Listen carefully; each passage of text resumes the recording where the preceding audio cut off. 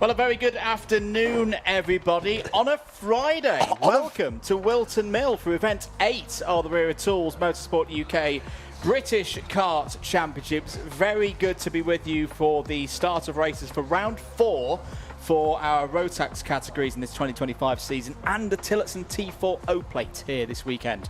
My name's Andrew Mather. Alongside me in the commentary box once again is Henry Baudet. Henry, it feels weird, but also in a good way to be racing on a Friday, doesn't it? Well, I mean, I was busy looking for the football scores. You know, right, it's lunchtime kickoff. But no, it's a Friday. What a time to be alive, ladies and gentlemen.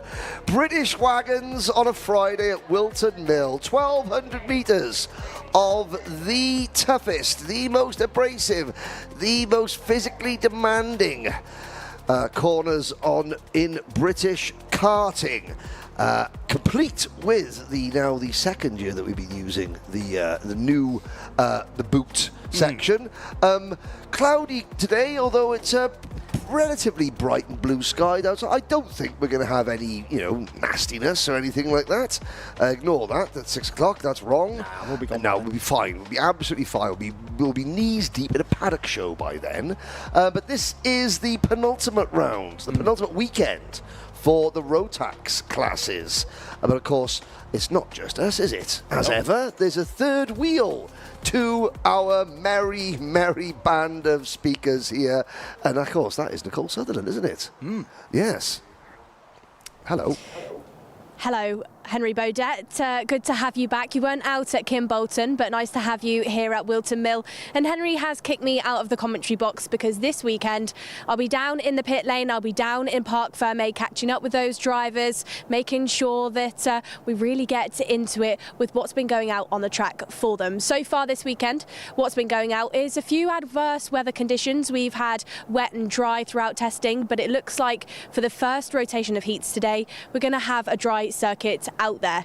This is a circuit then that drivers are really, really familiar with. It's a circuit that pretty much all year round drivers race round because of the club championship that is hosted here at Whilton Mill. That means the time difference from those faster drivers and the slower drivers is slim to none. If you get caught out by a tenth, 2 tenths, you could really quickly find yourself at the back end of the order. That's going to make the racing way more interesting and really, really exciting.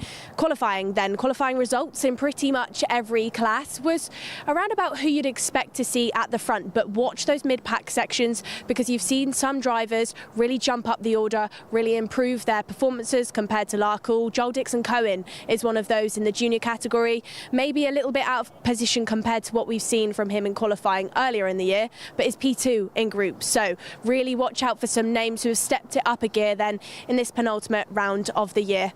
We'll head back to Henry Baudet returning in our commentary box. Henry, over to you. Thank you, Nicole. I didn't kick you out. The powers that be felt that squad rotation. Squad rotation. Yeah, we're back into the football season now. But it's great to be back here at it's not at Kimbolton. I was in Texas. You may notice on the part of the screen is up by there. Racing for Gene. Today is the funeral of Gene Gravitt from Jag Rotax. We want to pay our respects and say that to Gary and to Tina and to John Gravitt, you're in our thoughts, and hope that today goes as well as can be. There we go. I think that was it. Yeah. But yes, Nicole was saying, this is a very physical track here. Hello to everyone on the live chat, as always. Jensen Hookie can confirm that it's the bumpiest track in the UK. There is a company here called PWR that are in the just behind us. That they have got various gels and stuff for bumps and bruises. I think that some of those drivers out there today and tomorrow will be needing those. No racing on Sunday. Heats today, Friday. Finals tomorrow, Saturday. Why? Well, because a lot of the Rotax teams are going off to Sarno to compete in the last round of the Euro Trophy. They've got to be in southern Italy very soon. So Motorsport UK, obliging them. And yeah, we're here racing on a Friday. What a fantastic way to end the British school summer holidays. For those of you watching, if you have had GCSE results, A-level results, hope you've done very well. Hope you're getting to do what you want to do come September. You know, if you didn't do very well in your exams, just look at this. It's fine. It's fine. It's all good. Yeah. Just go over as well the agenda, the schedule for today. We start with Junior Rotax, their first of 3 heats for Junior Rotax. Everybody races individually twice. Seniors second, then MiniMax, then MicroMax UK. We'll talk Tillotson as well, the T4 drivers here this weekend, junior and senior for their O-plate. We finished the day with their qualifying practice. 2 rounds of heats for everybody today. Indeed. So we're in the Alpha Live broadcast unit. You know, we've got a great team of people all around the circuit. Got a great team of people behind the scenes as well, in the scrutineering bay, in the camera room, in timing and scoring as well. So yeah, we've got you covered for the next 4, 5 hours? 4, 5 hours, yeah. There's a look at the camera room. Now, centre of the screen, there's our driving standards advisor for the weekend, Connor Clifford. Of course, brother of Nathan Clifford, who survived a horrific accident here 3 years ago. Had a great chat with Connor, who's now, racing and in the Silverstone UK Academy College.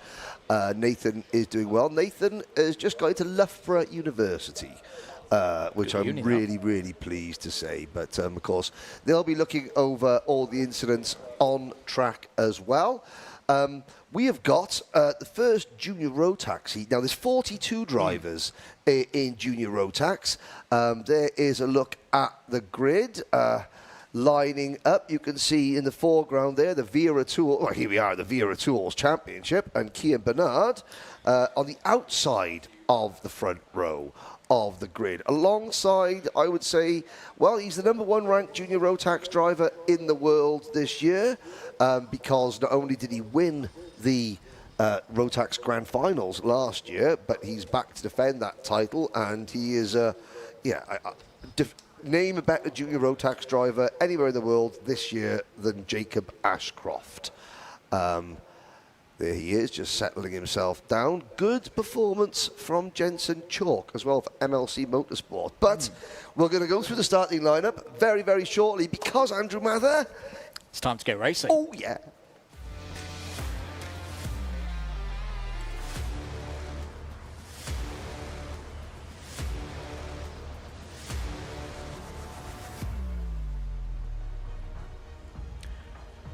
Heat 1, race 1 of the weekend then. Junior Rotax ready to battle here at Whilton Mill. This is a Group B versus C heat race with on pole position Jacob Ashcroft in the 242. Championship leader was the fastest driver in the first group of qualifiers in transitioning conditions earlier on this morning. Kian Bernard, second at Kart Masters a few weeks ago, and is continuing that good form alongside on the front row for this one. Jensen Chalk, I think, had problems this morning during warm-up, but has recovered well, starts on the inside of row 2, alongside Hunter Motorsports' Alfie McBain. Row 3, Harry Taylor and Harry Freeman looking for strong weekends here at Whilton Mill. And keep an eye on Leon Hasty as well. On the inside of row 4 is joined by his fellow Scot, Matteo Palazzo. Row number 5, Kai Clark, and Evolution Racing's William Webb. Albie Lapper, the rock and roll star with a GP plate, goes from P11 alongside Gold Chain Charlie Wolfett.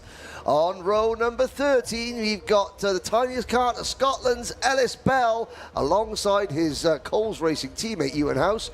Canada's Rayan Gandor and Eva Morris round out the top 8 rows of the grid. With work to do, row 9, Charlie King and Sebastian Luce. Joshua Smith for George Whitbread Racing starts alongside Harry Holland on row number 10. Sebastian Clark and a returning Daniel Wisniauskas go from row number 11. It's Samir Paul continuing to improve, starts on row 12 alongside Oliver White, rounding out a 27-strong field. All 3 of the Zvaric brothers are here this weekend. So Marat goes in Junior Rotax, starts on the inside of row number 13. Is joined by Conor Large, who had technical problems in timed qualifying earlier on today. Also returning to the Wera Tools British Kart Championships, Honda Cadet race winner from Lark Hall last year, Ed Spain, starts 27th for MLC Motorsports.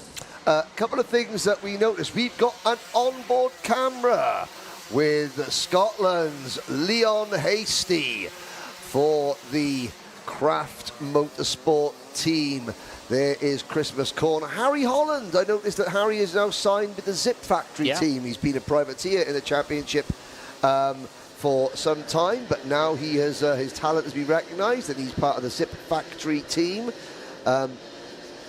Jonathan Quigley, best wishes to all the competitors from the Northern Ireland and the Republic of Ireland who competed at the Irish GP at Ulster Kart Club at Nuss Corner recently. Hello to Michael Burke. Yes, it's Friday night in Bathurst, Australia. And we sit down Friday night lights. That's normally high school football in the USA, but it's Whilton Mill go-karting for you.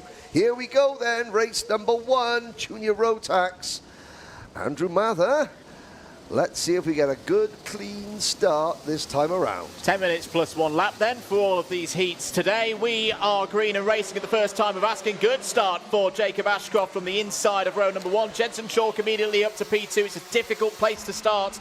P2 on a grid round here, and Cian Bernard has felt the full effects of that. It's down to around 5th, 6th place already. Move from Kai Clark down the inside of Leon Hasty. So everyone on the pole side of the grid there, Henry, has had a positive start on board here with Leon Hasty going downhill through Ashby Corner. That's Harry Taylor just ahead of him. Yeah, and a good, clean first half a lap, and that looks like the number 215 coming back at Leon Hasty, Alfie McBain. Alfie made a very good performance in qualifying, and someone was a little bit wide there as they go into the boot. 3 wide, that's not going to work. McBain and Lapper over the curve there, has to get the cart turned on a sixpence to avoid running very wide. She does so lose a bit of momentum, but as we complete lap number 1, Ashcroft leading Chalk, and that was a sideways moment. There is a move for P4, Cian Bernard past Harry Taylor. Yeah, good move there from Cian Bernard. The eagle-eyed amongst you will have noted just coming out of the final corner, yes, that was water being kicked up from the cattle grid curb. There was a lot of rain here overnight. The practice sessions at the start of the day were wet, so the track itself is back to a good dry condition, but if you get offline, it's going to be greasy, it's going to be a bit damp out there. It's all going on here in a battle for the top 10 in towards the boot. I think Matteo Palazzo is coming through the order there, Charlie Walford as well in the 295. End of lap number 2 then. Jacob Ashcroft leads this race. Oh, wow, and that's exactly what I was meaning. But if you get wide and in the cattle grid curb, there's a lot of water still in there. That can prove to be very problematic. I think Walford just about held on. Sorry, it wasn't Walford, it was one of the Coles carts. So Ewan House or Ellis Bell having a moment. My goodness me. The cart sort of was sideways as it went out of shot. But they both continued. Whoever that was, whether that was a 246 of Bell, who's getting roughed up a little bit now, I have to say. He's down to about 16th position, so I would think that it probably was Ellis Bell that got on the... Let's have a little look at the replay. See there, and you can see, Bell the second with a white... Yeah, the 246 there. Oh my goodness. His race suit is red, white and blue, and now maybe brown as well. Yeah, that was a good hold by Ellis Bell, looking for a repeat or an improvement, in fact, of his strongest performance of the year so far. That was last time out in Scotland at Lark Hall. Another driver familiar with that part of the world is the driver we're on board with here, Leon Hasty, in 6th place at the moment. Harry Taylor there for the Dan Holland Racing team immediately ahead of us. Expect big things, of course, from the DHR squad here this weekend. This is their home circuit, of course, through the new chicane. And out onto the pit straight. Hasty closing in on Taylor. Even Jacob Ashcroft got a wheel on that wet curbing coming out of the new chicane at the end of the lap there. That will cost him a little bit of time. I've got to say, Andrew, it's one way to deal with track limits issues.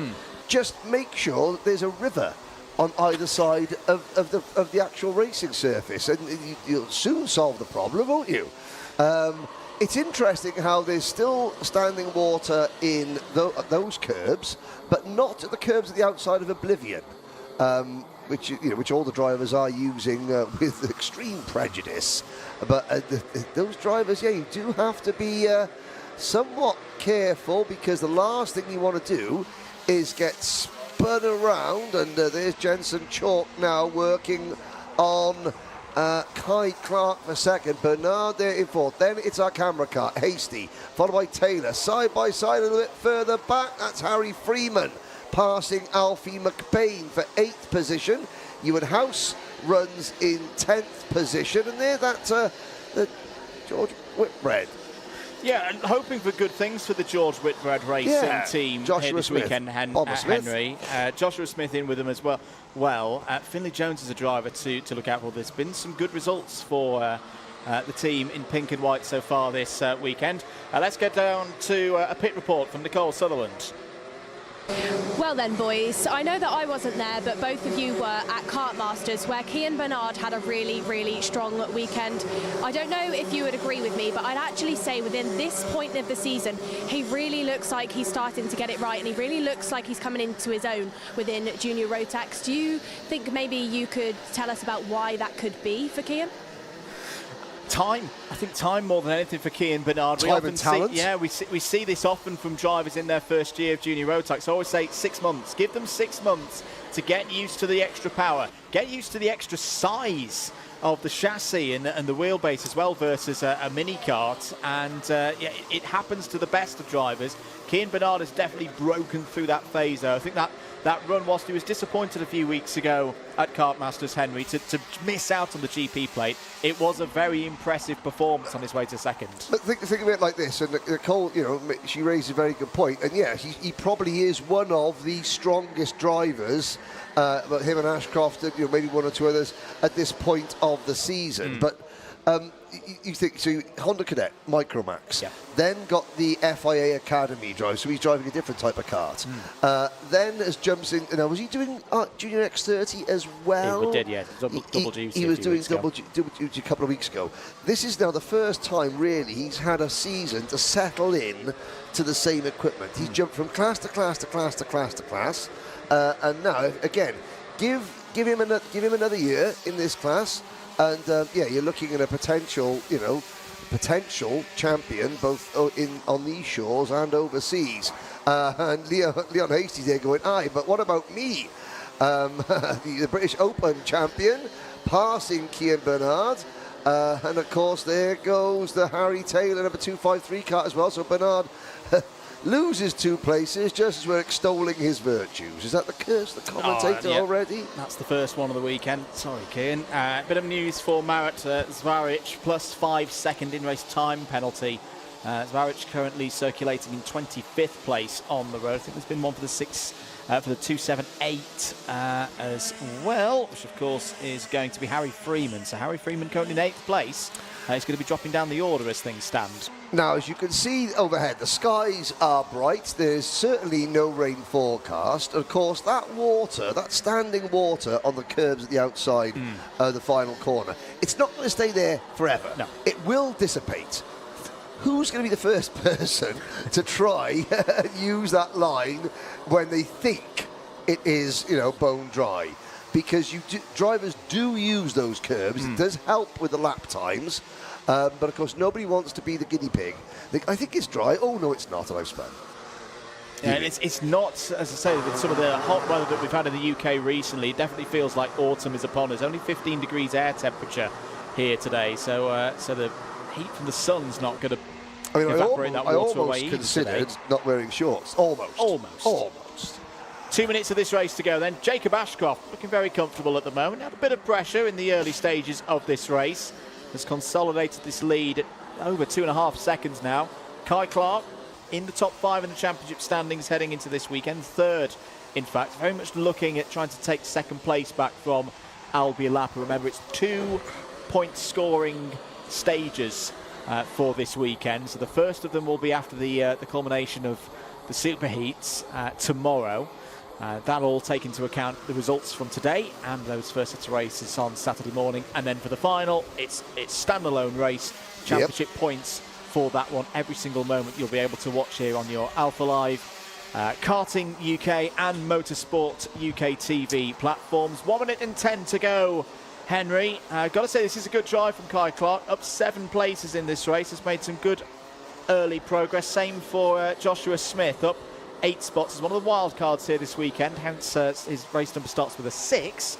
But Joshua Smith is currently your biggest mover, up to 11th. Okay, Andrew Mather, please explain the difference between drivers who are championship regulars and therefore scoring points, and those who are wild cards who am I correct in thinking are not scoring Correct, points? yeah. Wild cards do not score championship points. So when we get, say, there's one of them in 6th place, the driver who would get points for 7th steps up to 6th, 8th, 7th, etc., etc. So almost like a ghost in a way in the championship stakes. It's still very much a part of the racing action, though. Here's some action for 2nd place as Hasty looks down the inside on Jensen Chalk. That's a really nice move from the Scotsman. Very difficult place to overtake around this circuit because you're going downhill. Gravity's working against you, but that was spot on from Hasty. It's going to bring, or it has brought Harry Taylor back into play as well. You can Final see, lap board will be out in a moment. You can see Hasty on the anchor. Taylor capitalising and passing Jensen Chalk as well. And it just goes to show Kai Clark just backed everybody up for a couple of corners. Now he's pressed the loud pedal again and has gone. It gives you an idea. I mean, PWR, they've got all these gels for the for various bumps and bruises and aches and pains, and you can see why Whilton Mill would be a hotbed of sales for them. It is so bumpy.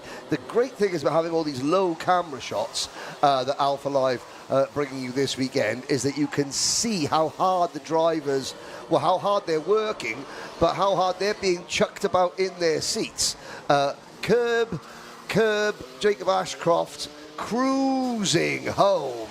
Absolutely cruising home. 4.2 seconds ahead of his nearest. Right, he's looking over his shoulder. Well, where'd everyone else go? Where'd everybody go?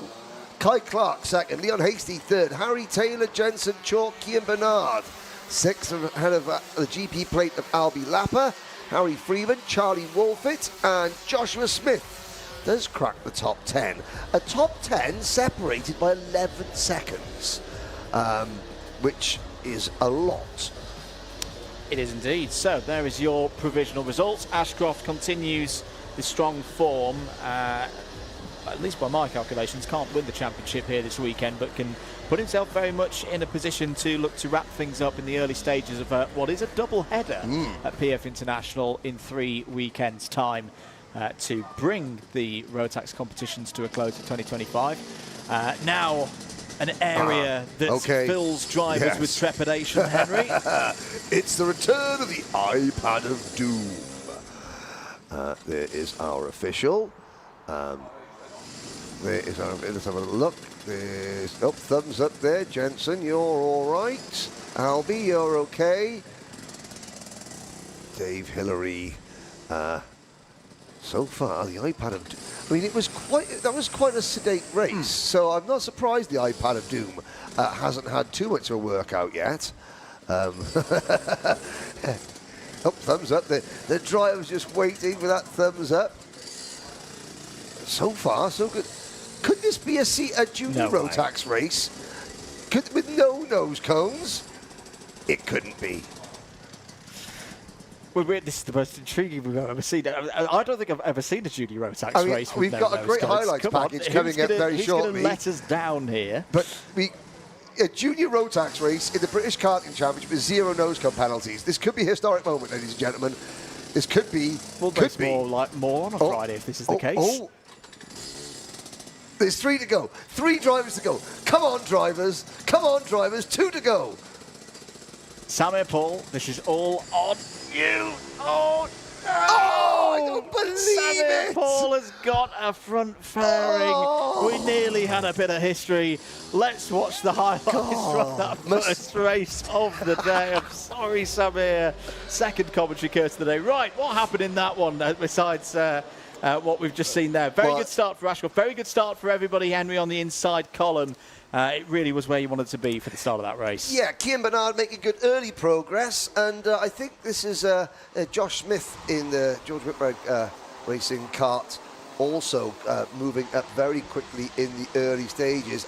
There was an incident that we didn't capture on the live stream. That was an MLC Motorsport Kart having some issue with a Dan Holland racing machine, but Leon Hasty coming back into it, Kai Clark grabbing second early on and then fading back, but Harry Taylor finishing strong, but Jacob Ashcroft, cruising home comfortably, nearly a 5-second margin. Somewhere in the background, Sammy Paul smashing somebody off, but to ruin what would have been a historic, clean sweep, but there we go.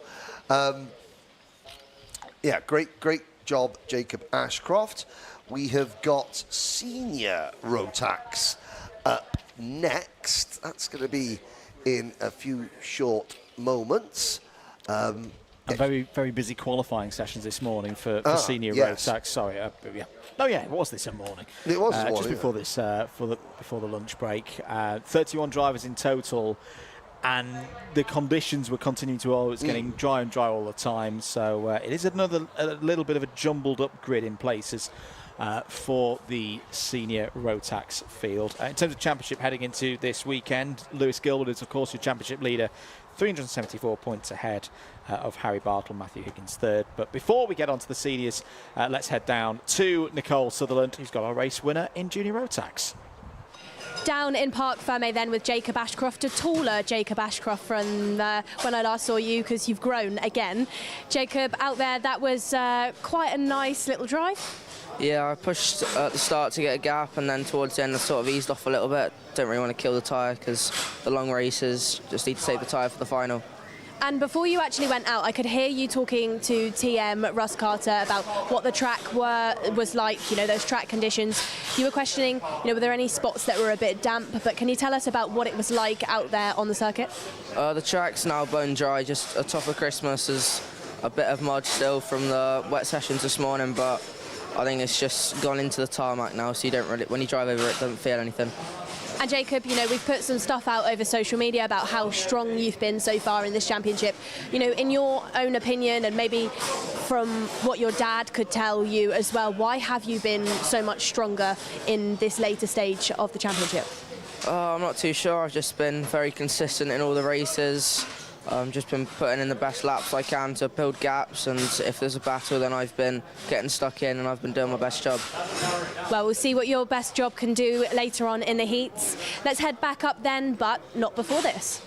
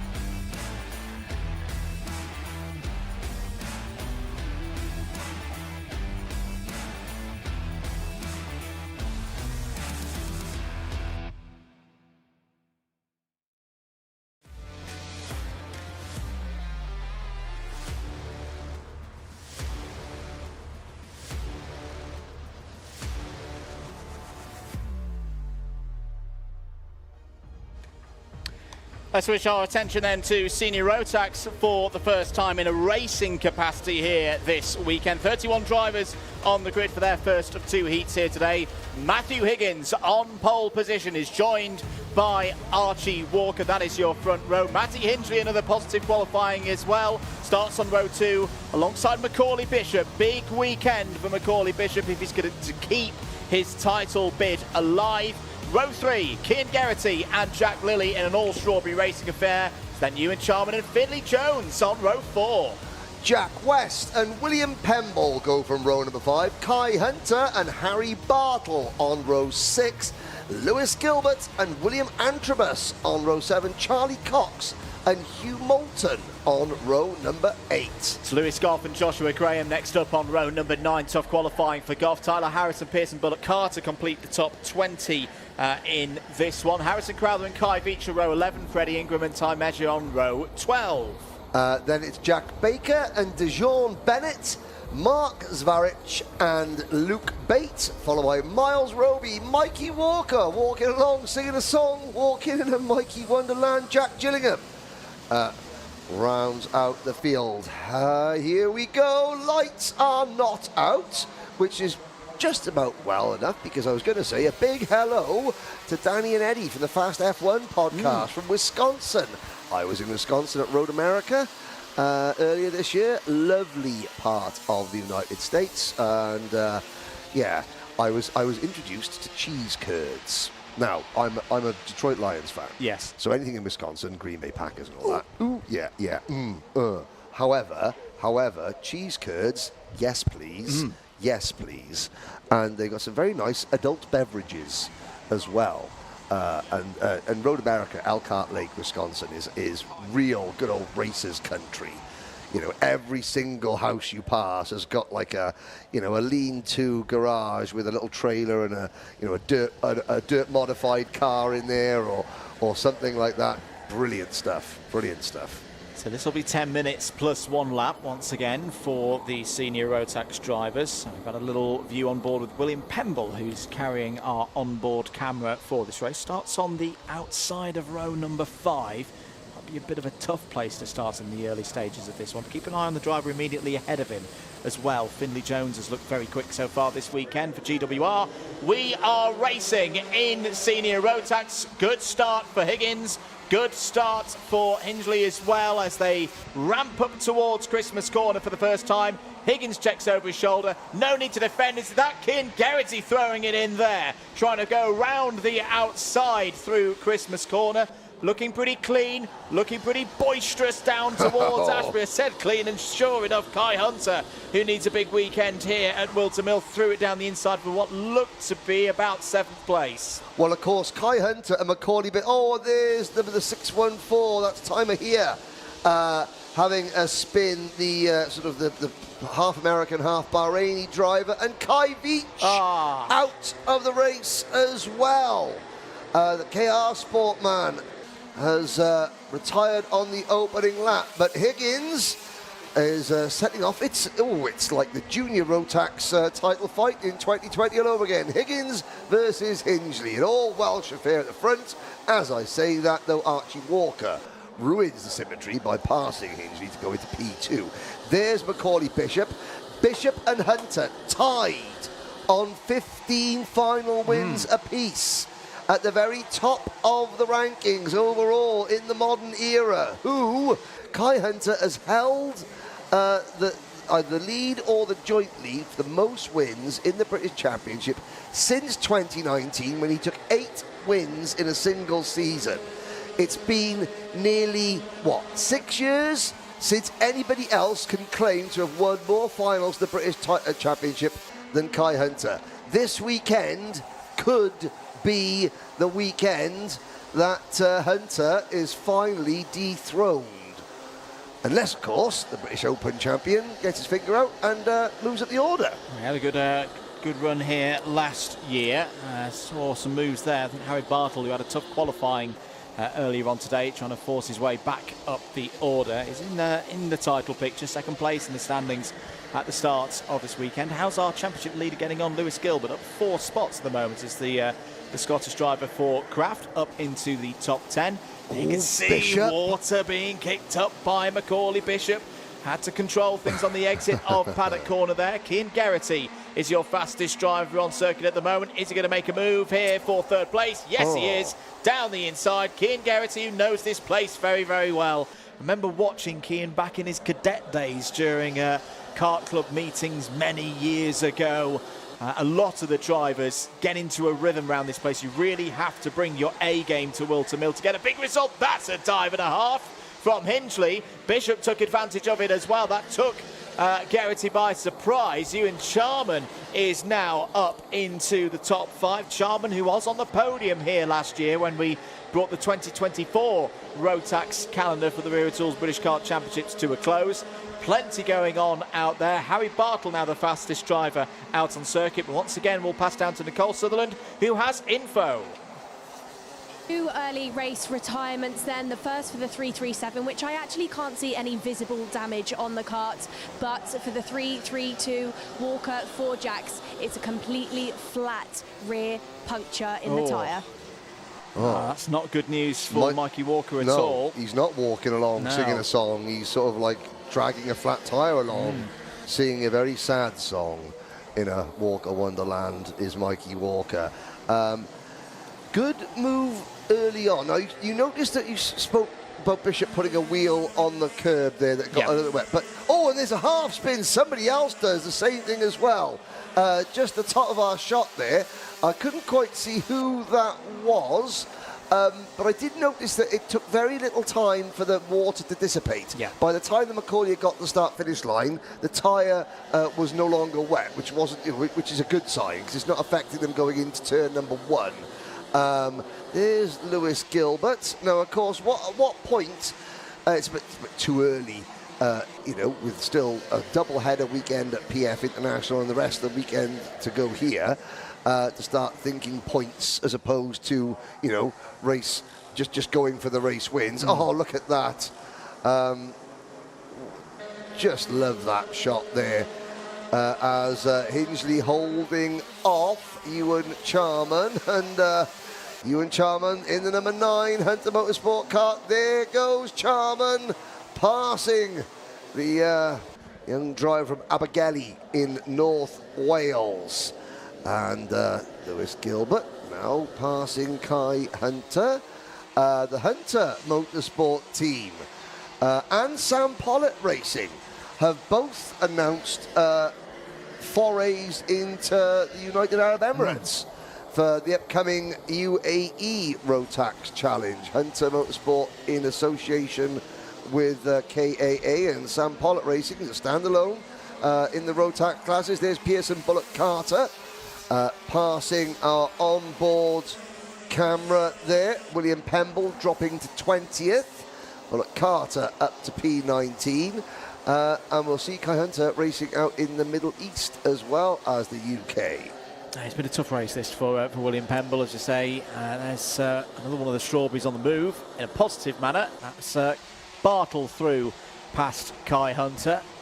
William Antrobus there is definitely a driver to keep an eye on this weekend. Won the junior race here last year and was a winner on Sunday, one Sunday ago, for the recent Whilton Mill Kart Club round. So it was a bit unlucky in qualifying earlier on today, but we know that Antrobus has got race pace. We're talking about it with Cian Bernard stepping up from interclass to junior class. Antrobus similarly seems to have found his feet here in the seniors. Meanwhile, we go back on board with Pemble. Yeah, let's have a look at a full lap of Whilton Mill on board a senior Rotax kart. You come out of Oblivion, up through past Fine Lady, through Christmas Corner, now across the top. Look at the camber difference there. You've got to use the curb. Ashby's so tricky. Downhill, tight late apex, off camber. Now we're in to the next left hand. Is that Wilkins? And then down towards Ogiers. He makes the move on Pearson Bullock Carter. Can he get the kart slowed down over that exit curb?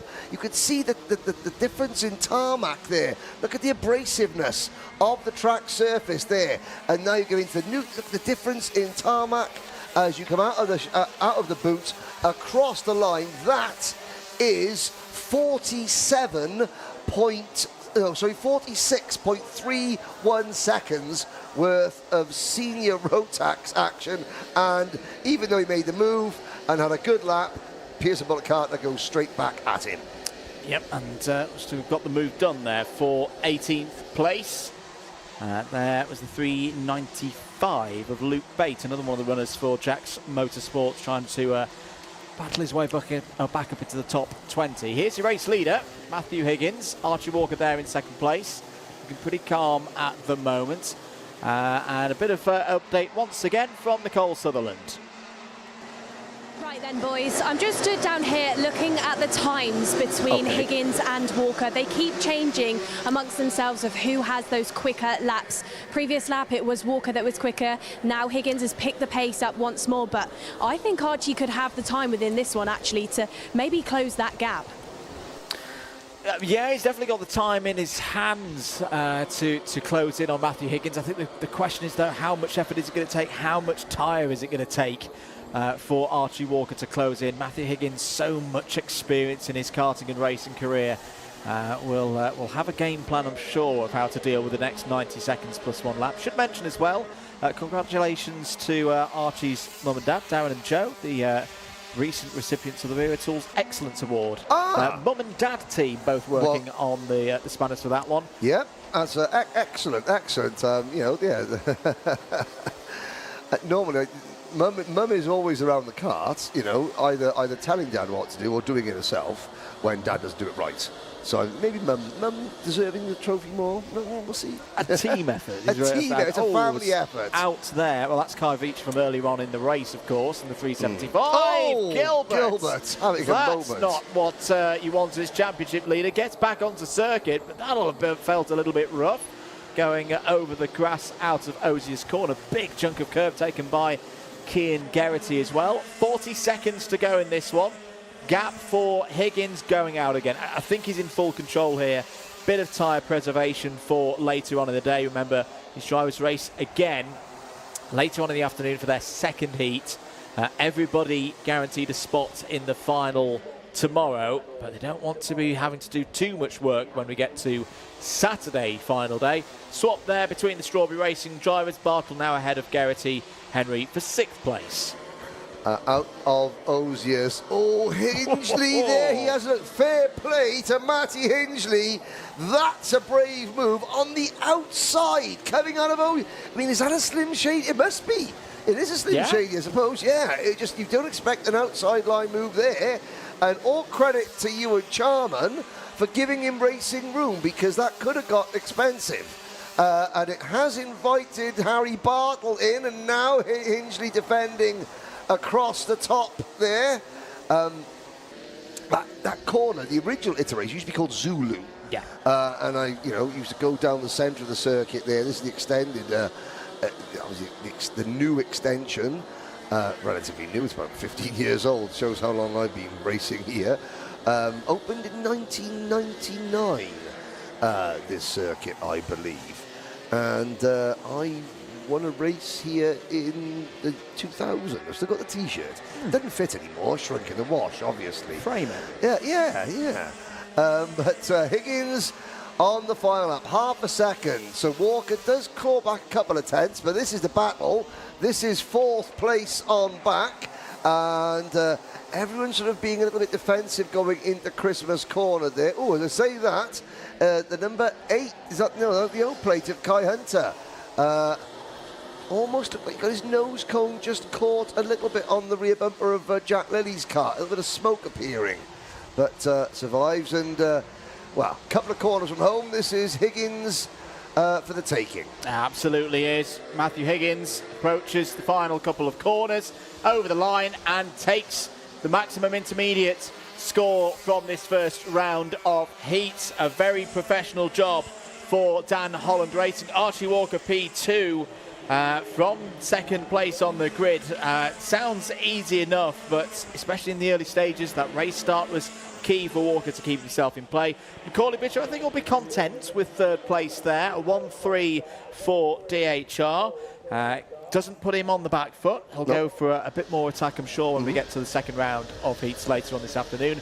Hingley 4th, Charman 5th. Good drive there from Charman, showing he's definitely got the kind of form that saw him onto the podium here last year. 6th for Bartle, 7th for Geraghty. Good start to the race for Geraghty, just faded a bit in the second half of that race. Gilbert, after that moment, comes home P8. Antrobus and Lilly in the top 10. Things to think about, perhaps the likes of Kai Hunter, Charlie Cox, Joshua Graham, Finley Jones and Harrison Crowther. They're all in the top 15. It should be noted that Crowther made good progress there, up 6 spots. Biggest mover in that race, we go to Luke Bate in 19th place. Good effort for Jack's Motorsport, a gain of 9. Lewis Goff had a problem on the last lap. He did. He disappeared off the timing and scoring sheets. Henry Gregory, Greg's on legs. Oh no, there goes Lewis. Is it 351? Lewis Goff coming in. Yeah, maybe a transponder issue. Who knows? Greg's on legs, watching from India. Looking at watching Miles Roby. Well, just as well we cut the highlights there, because I think that was Jack Gillingham there getting a a nose cone penalty. Or was it the 3-1? No, it was Harrison Crowther, Harrison Paul. But he's naughty. Yes. That timer here, having a spin on the opening lap. Ty has qualified for the Rotax Grand Finals to represent Bahrain. Again, in his home country this December, the first week of December.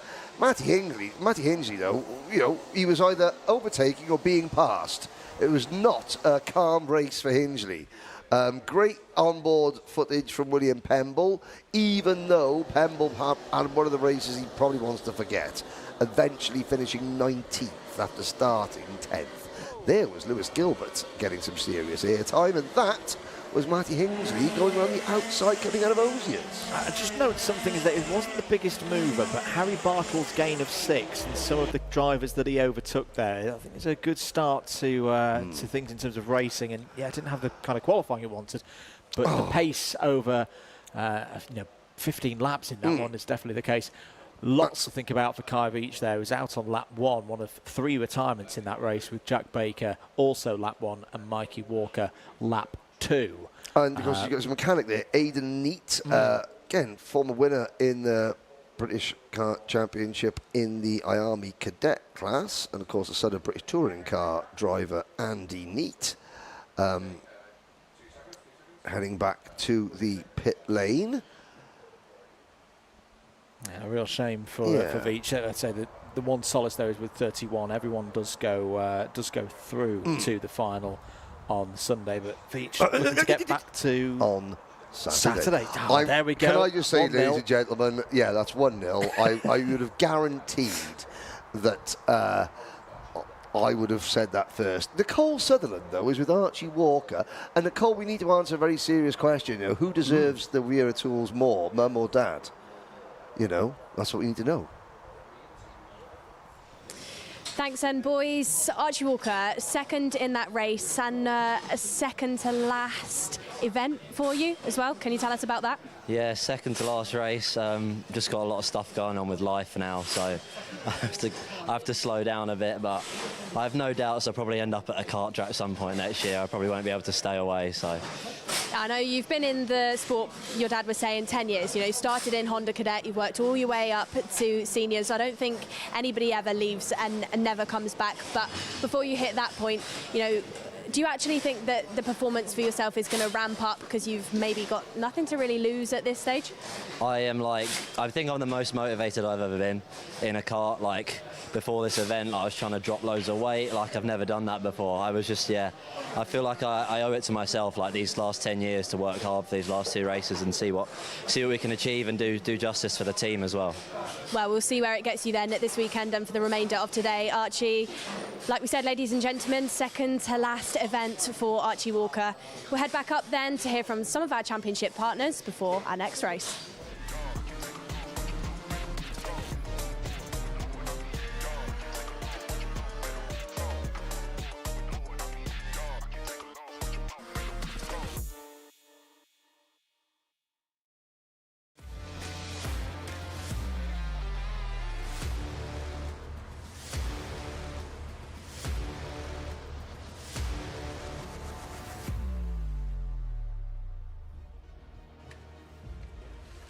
Time for MiniMax 950 to start their first heat of this weekend. Bit of a mixed-up grid after timed qualifying earlier on this morning, but it's a familiar driver on pole position. Emerson McAndrew-Wren, new GP plate holder, will start this one from pole position.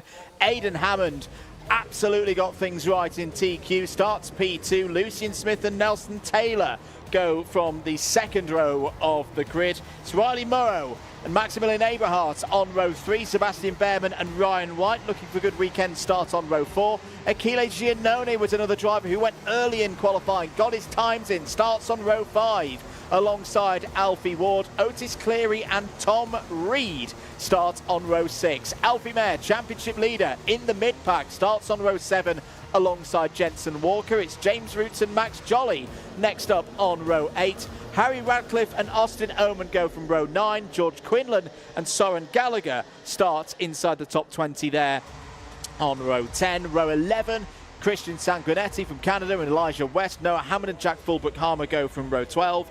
It's then James Devereaux and Lewis Herbertson on debut here this weekend in the championship, starting on row 13. Josh Cormack starts 27th and last. About a third of the field went straight away at the start of the 6-minute qualifying session. The other 2/3 held back, did slightly less laps than those who went early. But in the end, it was all about keeping your head and getting the laps in earlier on today. That's what's given us this mixed-up grid. It's now dry conditions for our MiniMax drivers. We are away and racing. It's a good start for Emerson McAndrew-Uren. Lucian Smith immediately up to P2 as well. Aidan Hammond looking to hold in third. Good start for Riley Morrow by the looks of things in the 122. Already up to third place. MiniMax 950 in 2025, Henry, have given us bags of entertainment. Oh, bit of a spin there for Josh Cormack. It's gone from bad to worse for the Falkirk Tyre and MOT sponsored driver. There's a kart that we're not used to seeing up at the front, but I'm very pleased we are. Achille Giannone, Yeah. that EKS chassis. Very, very distinctive bodywork on that kart. That, yeah, the white, red, and sort of, it looks like it's sort of a blood orange liveried kart there. But Giannone did a great job in qualifying as, you know, a privateer entry, and now it's a case of, hey, hang tough. He's going to defend every position because, hey, this could be, oh, he gets elbowed wide there, however, and that is the problem, that a lot of these drivers you have, you know, if you're not used to running up at the front, you have one good performance, but the regular front runners, they don't know you, they don't know what you race like as well, so until you sort of earn your stripes, as it were, then you sort of tend to get elbowed out of the way. Oh, and there's a problem there. That's a nose cone caught underneath of Maximilian Abrahart, the Travis Perkins sponsored driver. Now, there are a few names missing from the MiniMax field. There's a lot of drivers out testing at Sano. They're using the... Oh, my goodness me! That's Sebastian Behrman. And that kart sped up when it hit the grass to show you just how slippery the grass is. Luckily, Sebastian is fine, is back in the race. Yeah, so there are several championship contenders missing from this round. There are in Italy. I know that I've seen, well, I mean, luckily, I know some of the Strawberry mechanics are out there. I've seen Dan Mulvaney looking after Mark Baines. So Dan's running the Strawberry arm, the Strawberry Junior thing there. He's got his assistants with Mark Baines because, you know, it's Mulvaney's team now. Apparently so. So I'm told. That's an exclusive. Exclusive. He's got his apprentice, Mark Baines, out there working for him. 7 minutes and 20 seconds of this race to go. Pretty close at the front, just half a second between Emerson McAndrew and Lucian Smith. Looking a little bit further back, there's James Roots trying to defend from a number of drivers there, including George Quinlan in the 171 for Jack's Motorsport. As I say, you've got some drivers, Tom Reed being a good example, who need good progress in this first heat, knowing that McAndrew, who sits fourth in the points at the moment going into this weekend, Reed one spot behind in fifth.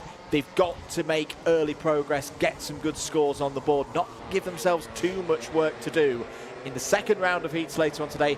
And then, of course, the Super Heat tomorrow. It's that same again, 2 championship points awarding stages across the next 2 days of competition, and one of them just being the final on its own. Here are your lead 4.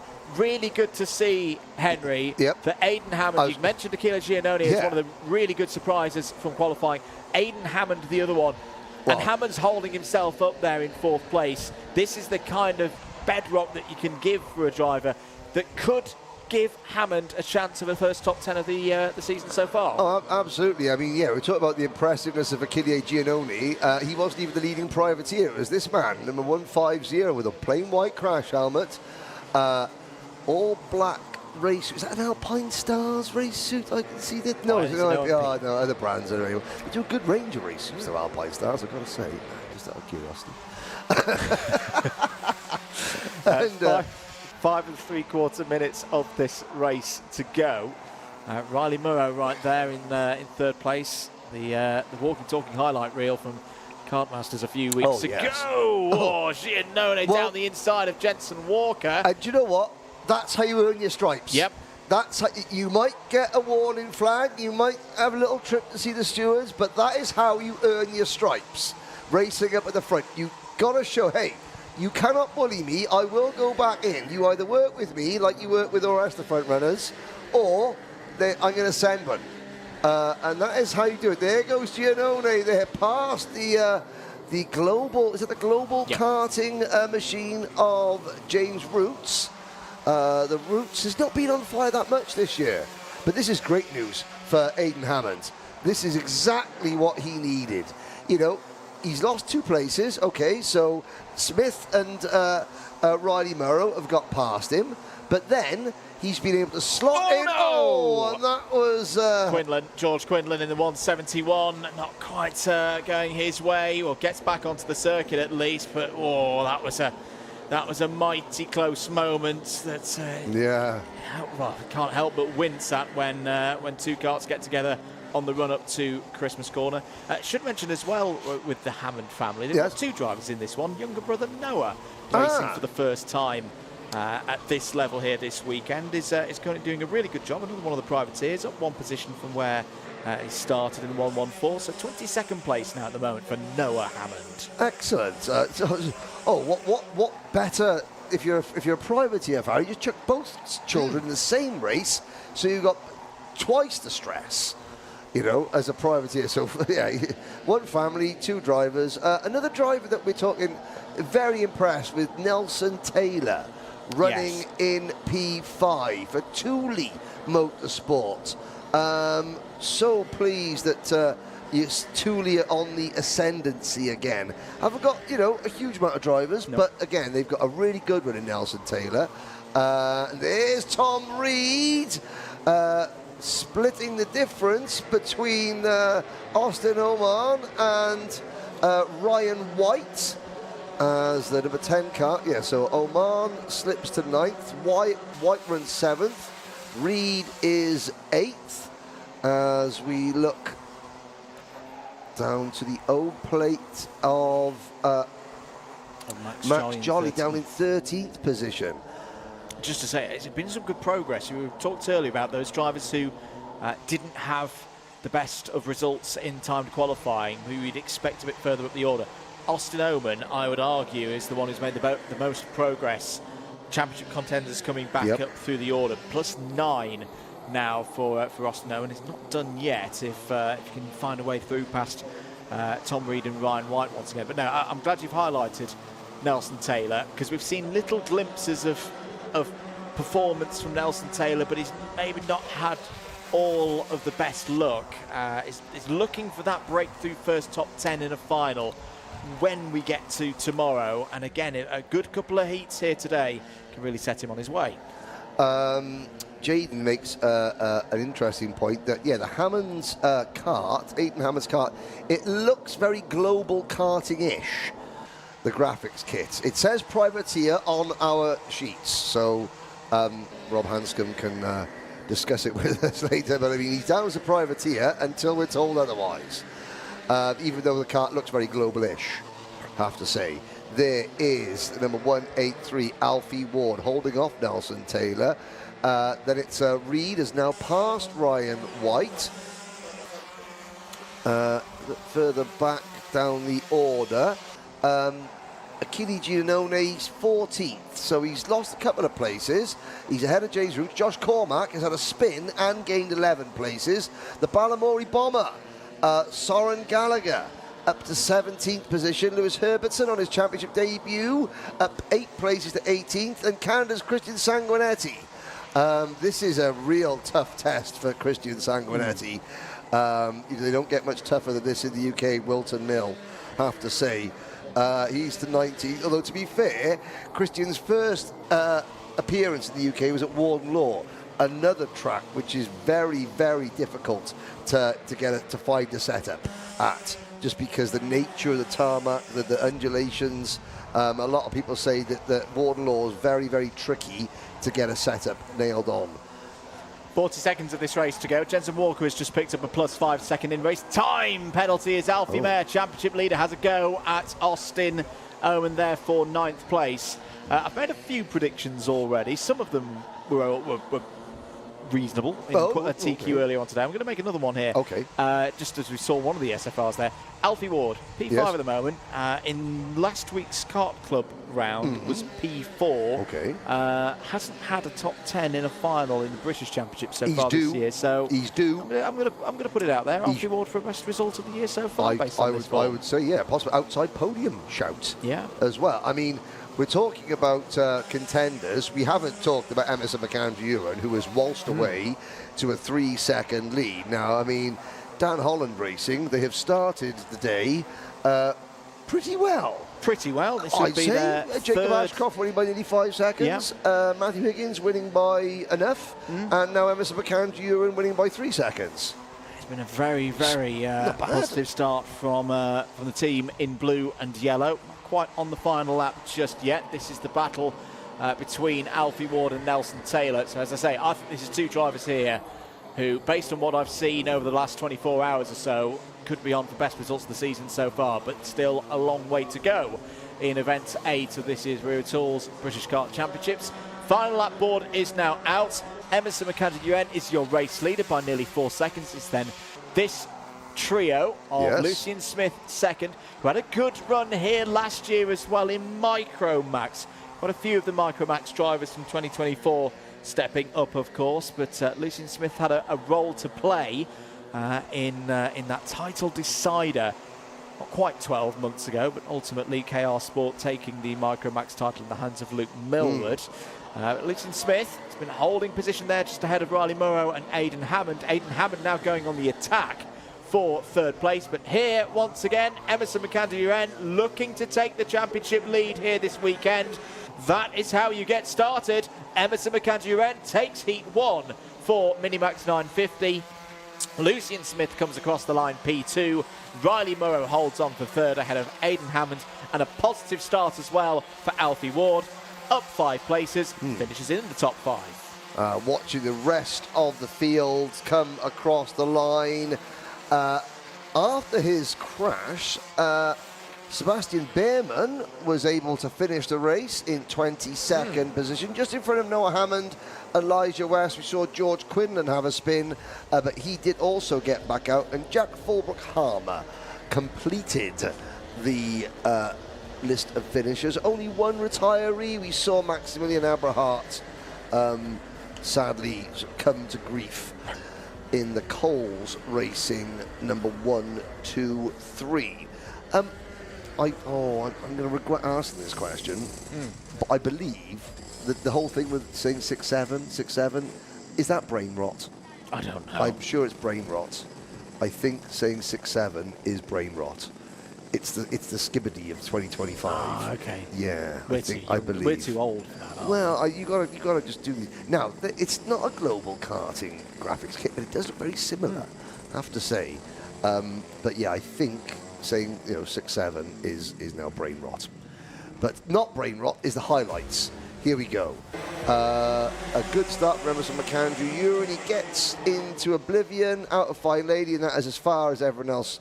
That's as close as everyone else. So that was Aberhart. You could see his nose cone was almost tucked underneath the cart there, which is why he skewered off to the right-hand side.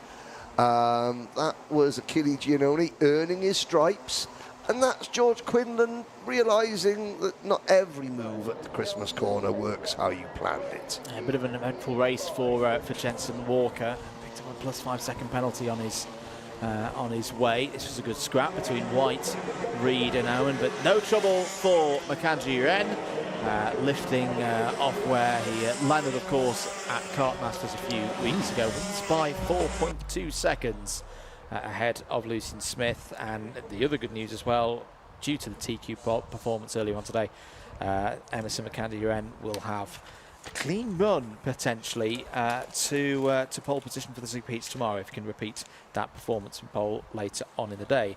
Not done with the Rotax categories. We've got MicroMax coming up next for their first heat. Ooh. Before we go to that, let's head down once again to Nicole Sutherland.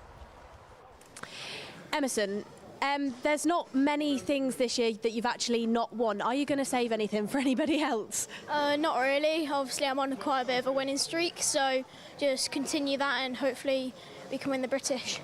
You know, some serious winning streak has gone on for you this year. I've not really seen anybody else in any other class or category kind of do what you're managing to achieve. What actually do you think has helped you to achieve that so far? I think at Dunkswell, obviously we had quite a rough weekend, and then in the final it all kind of went really well, so I think that's given me a massive boost of confidence, and now I'm really confident in the kart. And you've had 2 teammate wins so far today. We had Matthew Higgins in the seniors, you had Ashcroft in the junior. DHR, this is their track. Your workshop is literally down there at the bottom part of the paddock. Do you think you've got a bit of a home ground advantage going on today, Em? Yeah, this has been my closest track, so I've been here quite a lot. Obviously done a lot of test days here, testing karts, so I'm pretty confident. Well, that confidence is definitely working. We'll head back up then because you've got more races and more messages coming up next.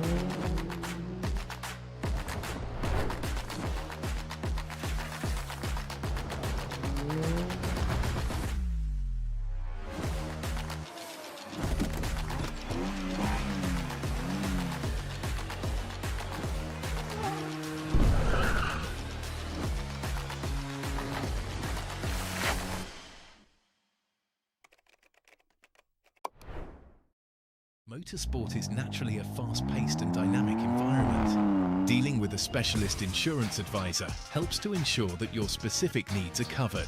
We have access to a complete portfolio of products including personal accident, on-track damage, property and event liabilities and cancellation. We can help drivers, teams and manufacturers, event organisers and circuit owners and venues. Visit marshsport.co.uk/motorsport to find out more.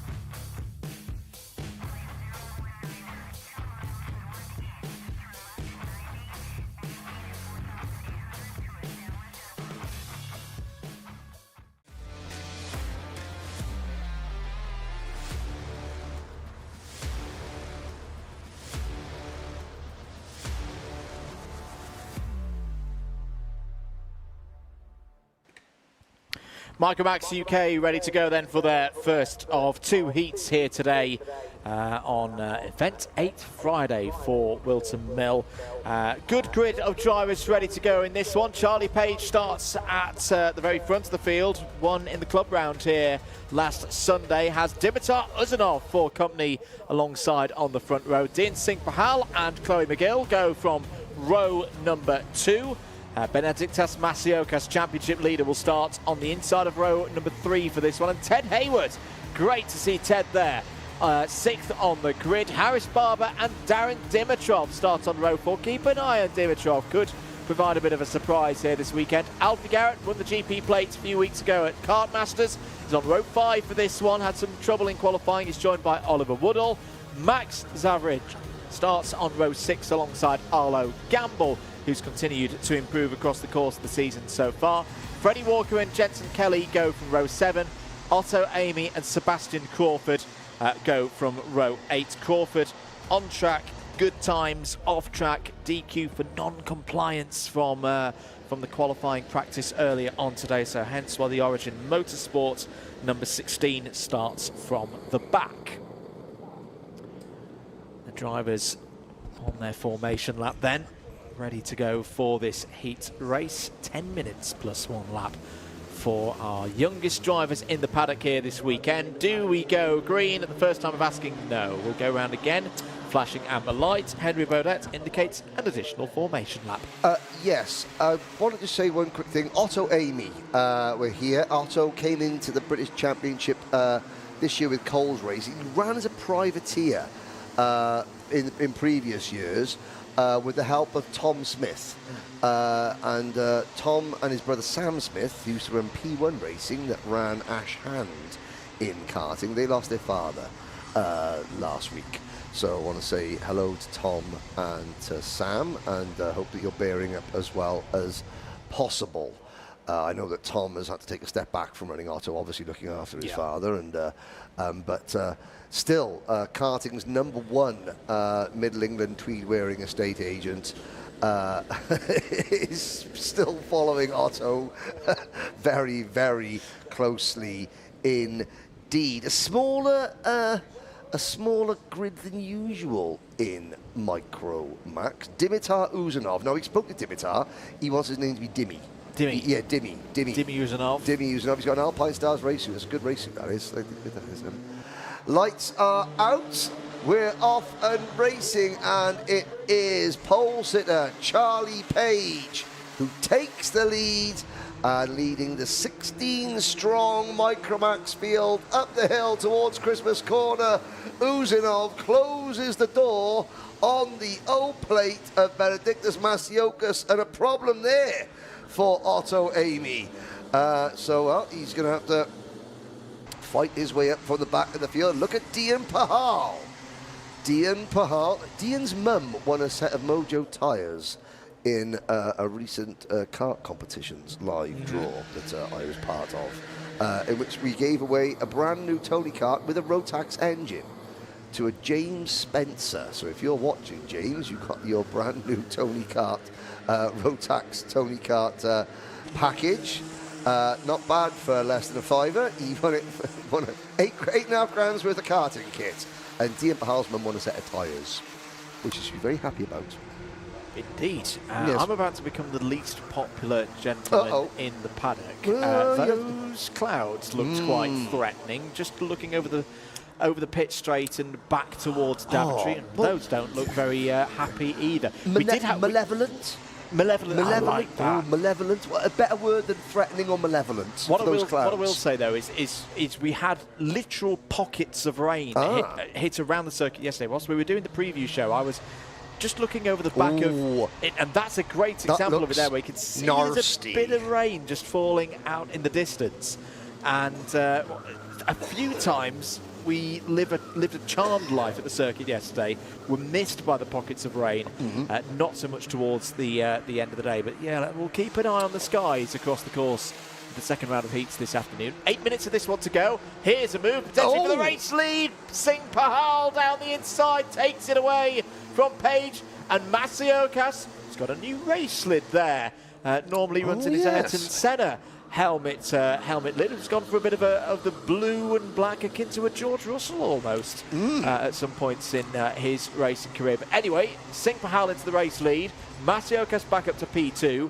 Page third. Good scrap this with Uzanov, Barber and McGill all coming into play. And again, Chloe McGill, if those of you who follow Chloe's social media channels, you would have seen the interview that she did at Kart Masters. Yes. So eloquent, so well spoken. A real, very, very switched on young lady is Chloe McGill. Dimitar Uzanov having a little look. Is he going to make the move? He's been signaling to Charlie Page, no, go on, go. And to be fair to Dimmy, He stays true to his word.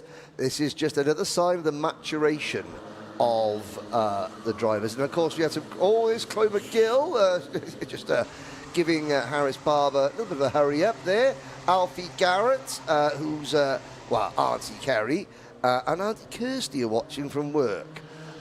They were discussing how they're going to not get in trouble with their boss for watching their nephew racing all the time. But, AirPods are one thing, but just listen to, it's all right. So, 6.5 minutes ago, dear Auntie Kerry and Auntie Kirsty's boss, please allow your two favourite employees to watch their nephew, Alfie Garrett, race his go-kart on a Friday in the office. Thank you very much. There we go, job done. Only one time this year. Well, that was every time, but only this time, only 'cause it's a Friday. But there we go, carry on. 6 minutes of this race to go. Some changes at the front of the order. Pahal first, Page second, Uzunov now up to third, ahead of Masiokas. Got to say that a number of these drivers in this category have really raised their game over the last few weeks. The victories that Masiokas was having early in the season, would have been, and still leads the championship, of course. You would have thought, this is going to be a bit of a runaway train for Masiokas. Hold your horses on that one. We've still got a full second half of the season to go, and Masiokas has got some big challenges between now and the end of the championship to keep that P1 position. Another change for the race lead. Charlie Page has got that confidence, really kicked into gear at Le Mans earlier on in the summer. Knows how to win around this place. As I say, won on Sunday, last Sunday for the Kart Club, which a lot of the drivers in this field were racing in, getting ready for this latest round of the British Championships. Page back to the front of the order, but we know we've watched so many cadet-age racers around this place over the years, Henry. It's the old meme-fied frame, one does not simply break away from a cadet field around Wilton Mill. Yes, one does not simply break away. Actually, if we see any more of those really nice cloud shots, I've got to say, I see all the cloud shots, and all I think of is Koyaanisqatsi.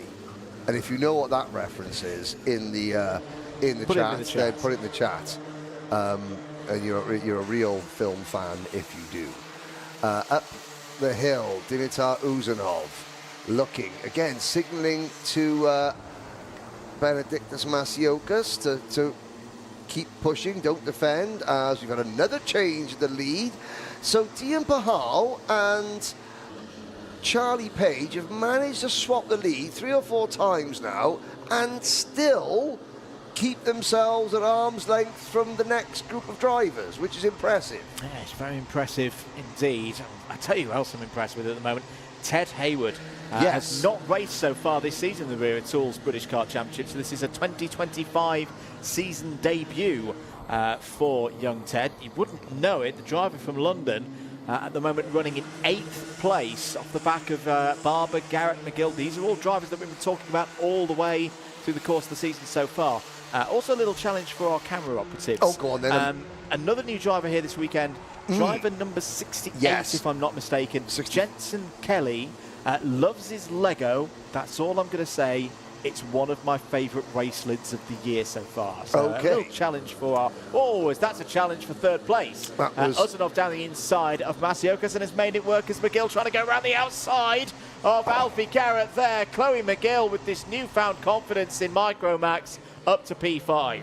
Yes, so you've got Jensen Kelly, he was literally, at the start of this year, I was commentating on him as a Bambino driver at Yas Marina out in Abu Dhabi. So he's very, very young to this indeed. Also, we've got Max Zvaric as a newcomer, and the number 65, Darin Dimitrov. So Dimitar Uzunov, Bulgarian ancestry. There goes the number 65 car. Now, here we go. This is camera challenge incoming. Look at that one. Oh, superb. Right, before I say it's definitely Chris Simpson at the top of the hill at Christmas Corner, it's definitely Chris Simpson. Thank you, Chris. But yes, again, seen Jens, again, just a reminder, so at the start, Jens has just turned 8. Yeah. And what 8-year-old doesn't like a bit of Lego? Exactly. 2 minutes of this race still remaining and plenty to be decided to close out the first round of heats here today. Back with our race leaders, Dian Singh Pahal back to the front of the order. Charlie Page running in second place. Charlie Page had a good run a few weeks ago at the British Kart Grand Prix at Kart Masters, but so far in the British Championships is yet to win a final or finish at the top of an intermediate classification. Best results so far this season back at Warden Law, a couple of second places across the 2 championship points awarding stages that kicked off this championship campaign. Charlie Page has got a good chance here at finishing the first round of heats at the top of the standings, but has got to find a way past Dian Singh Pahal, who has sampled victory so far this season. That brilliant run at Dunkeswell earlier on in the spring, of course, where we saw number 23 finish P1. Plus 5 second penalty for the number 62. Dimitar Uzunov so is going to be dropping down the order of the moment from 3rd place all the way to probably around 12th. Yeah, and of course, not only did Dian Pahal win at Dunkeswell, he also won in the UKC round at Warden Law recently. Again, he, I'm good. Cully, his dad, the whole family, they're great. I know them well, and although Dian has requested that I never commentate on him again because he only wins when I'm not commentating on him. I was ill at Dunkeswell. I wasn't at the UKC. He won both times. Every time I am commentating on him, he doesn't win. So we're hoping for a reverse curse of the commentator. That'll be something. That would indeed. 15 seconds of this race to go, so there'll be 2 more laps for the drivers in this heat. Just looking at the times, they're pretty even across the top 3. Everybody in the 52.6s. In fact, make that the top 5. Everybody in the 52.6s. Uzunov trying to defend, but at the moment that's going to bring more drivers into that 5-second range. In fact, I'm seeing 2 plus 5 second penalties on my screen here. Henry, that's of course to be confirmed by the final results. As down the inside goes Masiokas for 3rd place on the road. McGill's going to try and find a way through as well. Uzunov takes the centre of the track there into Wilkins' corner. Chloe McGill at the moment on for a net 4th place, but she wants it on the road. And there's Alfie Garrett as well. Had a difficult qualifying. There's another driver who has been in good form. Got that GP plate, of course, a few weeks ago. Was 2nd in the club round last week. Missed out on the win by less than a 10th of a second. Last lap board is out. Singh Pahal continues to be your race leader.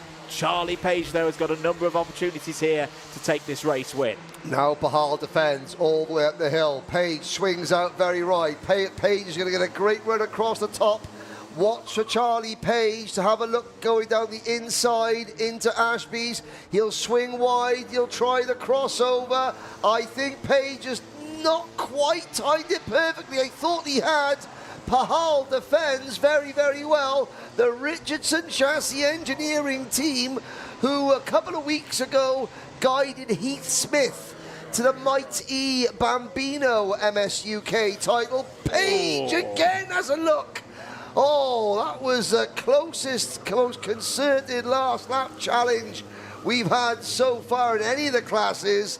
And Dian Pahal crosses the line. Well, there was no tyre saving, thinking about, well, we'll just wait till the next race in that one from Charlie Page. That was an all-out assault on Dian Pahal, who was just about equal to the every question that Page asked. Dian had the answer from early stages yet in what I think could be a show stealer, MicroMax this weekend. And I tell you what else that race has kind of just brought into my mind, Henry. It's brought one thing to mind, that Dian needs to think very carefully about the pose, the funny pose he does at the start of the year for his winning pose. Over the last, what would you say, 18 months, we've seen Dian, particularly in heats, regularly be able to get to the front. That was a really good, calm drive to get to the front and stay there. That's another marked improvement for Dian Singh Pahal. I know. Right, okay, what's next? Charlie Page P2 in that one, as we say. Benedict Basiokas third. Good drive once again for Chloe McGill, who did get 4th place on the road. Harris Barber 5th. Dimitar Uzunov 6th. plus 5 seconds, drops Uzunov to 10th. So we'll be ahead of Darren Dimitrov once those plus 5 seconds are applied. I tell you else, 2 other drivers I'm going to mention. Sebastian Crawford up 8 positions for Origin Motorsport. That's a great drive. And Arlo Gamble as well, up into the top 10, a gain of 2. Yes, as well as Arlo, one of the youngest drivers in the field. I'm looking there, Oliver Woodall, Arlo Gamble, and Jensen Kelly. There is Jensen. As we look back, and there were plenty of highlights under the malevolent stroke threatening clouds that we got now. No one's got the Koyaanisqatsi reference from the clouds. You need to look it up. It's fantastic. Artwork there from the camera crew, and some great racing on track. Now, Masiokas had the red and black attack was not quite then got the target quite on for that one. I don't think they were missing something, because Alfie Garrett eventually finished back in 12th place on the roads. The red and black attack, you know, again, they've got the crosshairs dialed in just a little bit more. Indeed, the race continuing with Dhyan Singh Pahal taking the win from Charlie Page. Yeah, more racing from those drivers later on this afternoon. Their second heat will be at 4:10. Let's head down though once again to Parc Fermé and to Nicole Sutherland.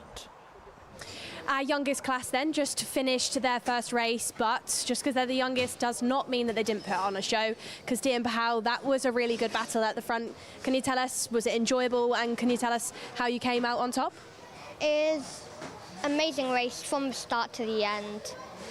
Charlie was mint, Ben was mint, the rest of the grid were amazing.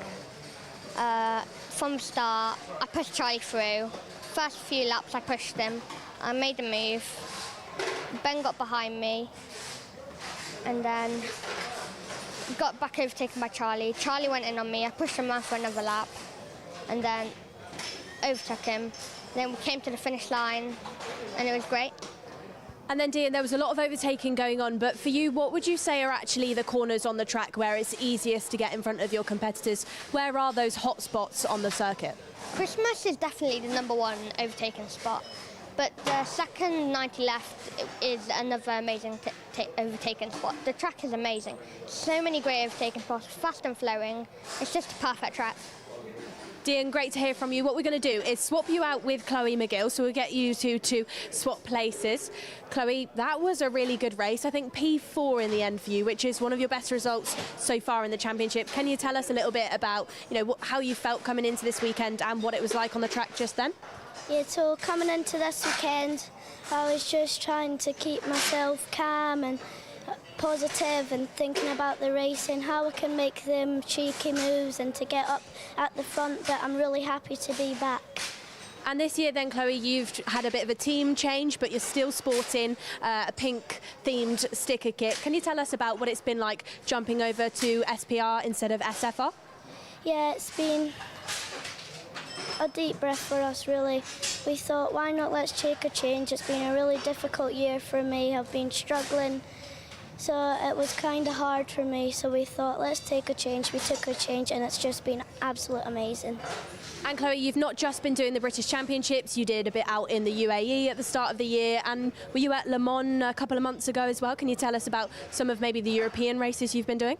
Yeah, so we went to the Old Plate in Dubai, and that was a really good weekend, actually. Different tyres, obviously, and everything, like we were on Mojos.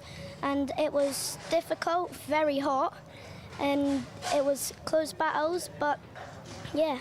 And then in Le Mans, it was amazing. Like, that was the best result we had of the year. I was battling for it, I was going in on them sneaky moves, last lap cheeky overtakes and everything. Well then, Chloe, we can see if you'll do any more cheeky overtakes this weekend. Good luck for your next races. We'll head back up then because Tillotson's are out very shortly. But before, let's listen to this.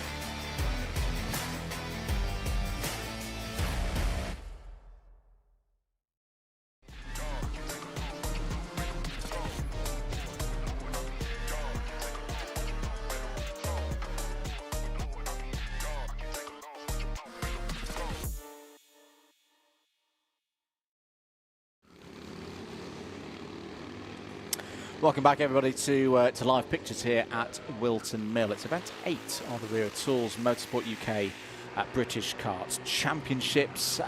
No competitive action on the track at the moment. This is the non-qualifying practice for the Tillotson T4 Junior category.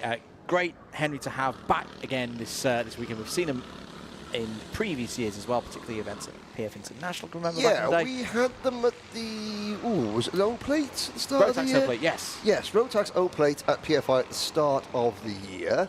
That was their T4 Nations Cup qualifier, because the Tillotson T4 World Cup is held in Valencia at the Cartodromo Lucas Guerrero every September, so it's coming up very quickly.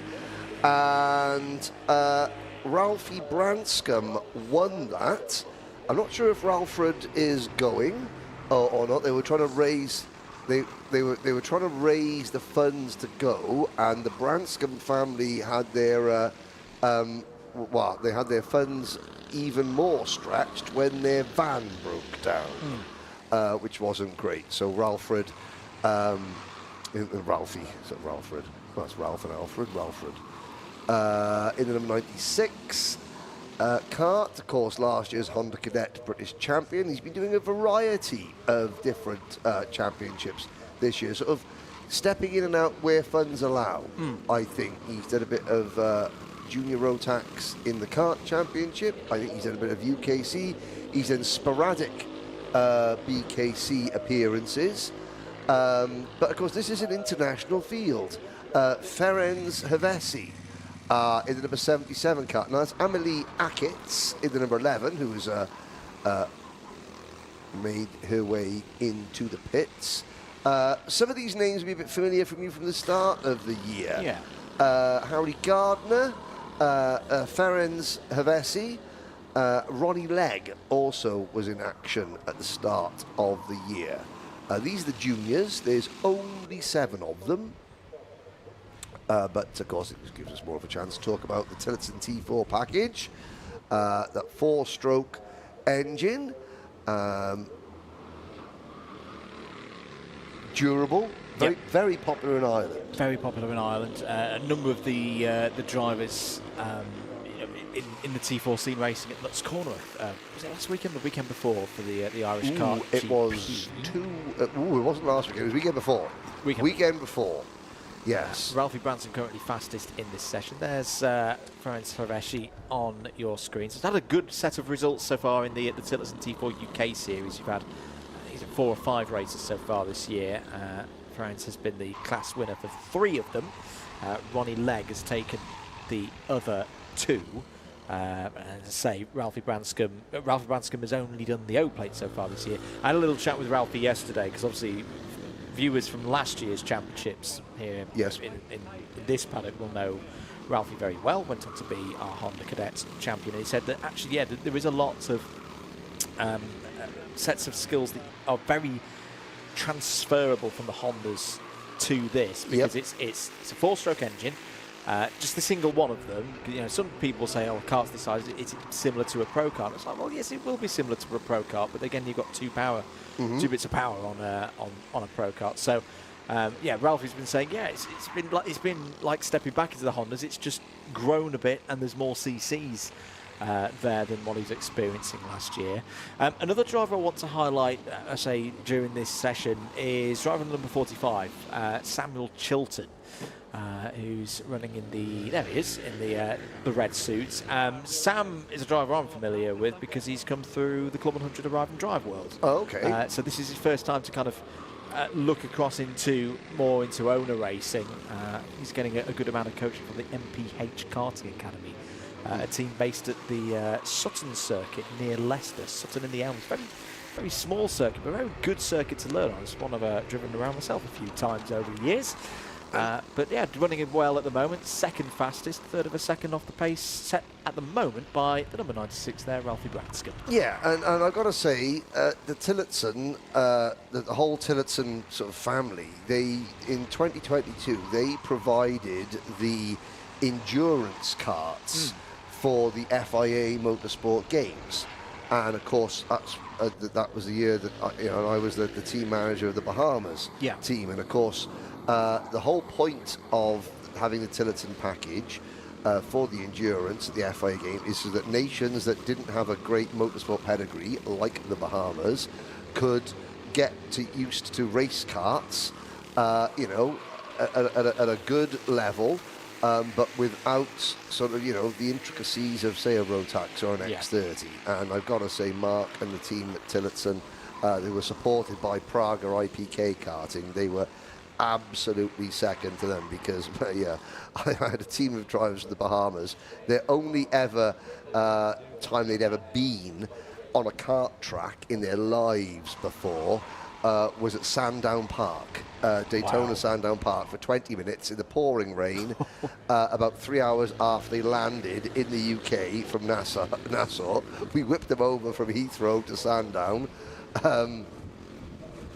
by car and van, got them soaked to the skin. They got on a kart track, and then, the next morning we're off on a train down to Marseille in the south of France for the FIA Motorsport Games, and without the help of Tillotson T4, I think that the whole expedition for our endurance team would have been a lot more stressful.